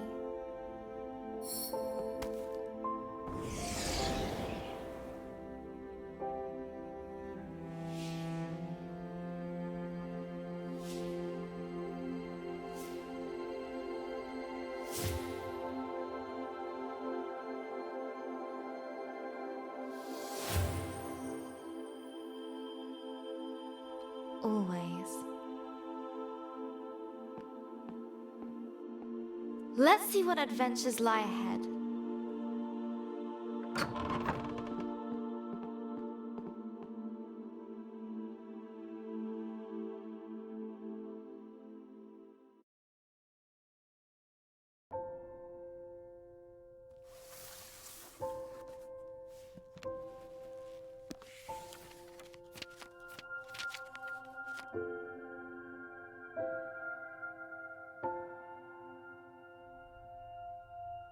Hello, journal. Reading these dusty pages makes me feel old. I reread them so many times as a kid, taking myself back to those dark moments, reassuring myself it would all be okay. That helped. You helped. I still miss Gran every day. Sometimes I hear her laugh in the back of my mind. Abby reminds me of her. Insatiably curious and fiercely independent. I hope she never loses that. Mum's coming to live with us for a bit. I hope her and Abby are going to make some memories of their own. They're already both obsessed with cat videos and Instasnap. Abby's birthday is coming up. Maybe I'll get her a journal of her own. She says she wants to be a writer.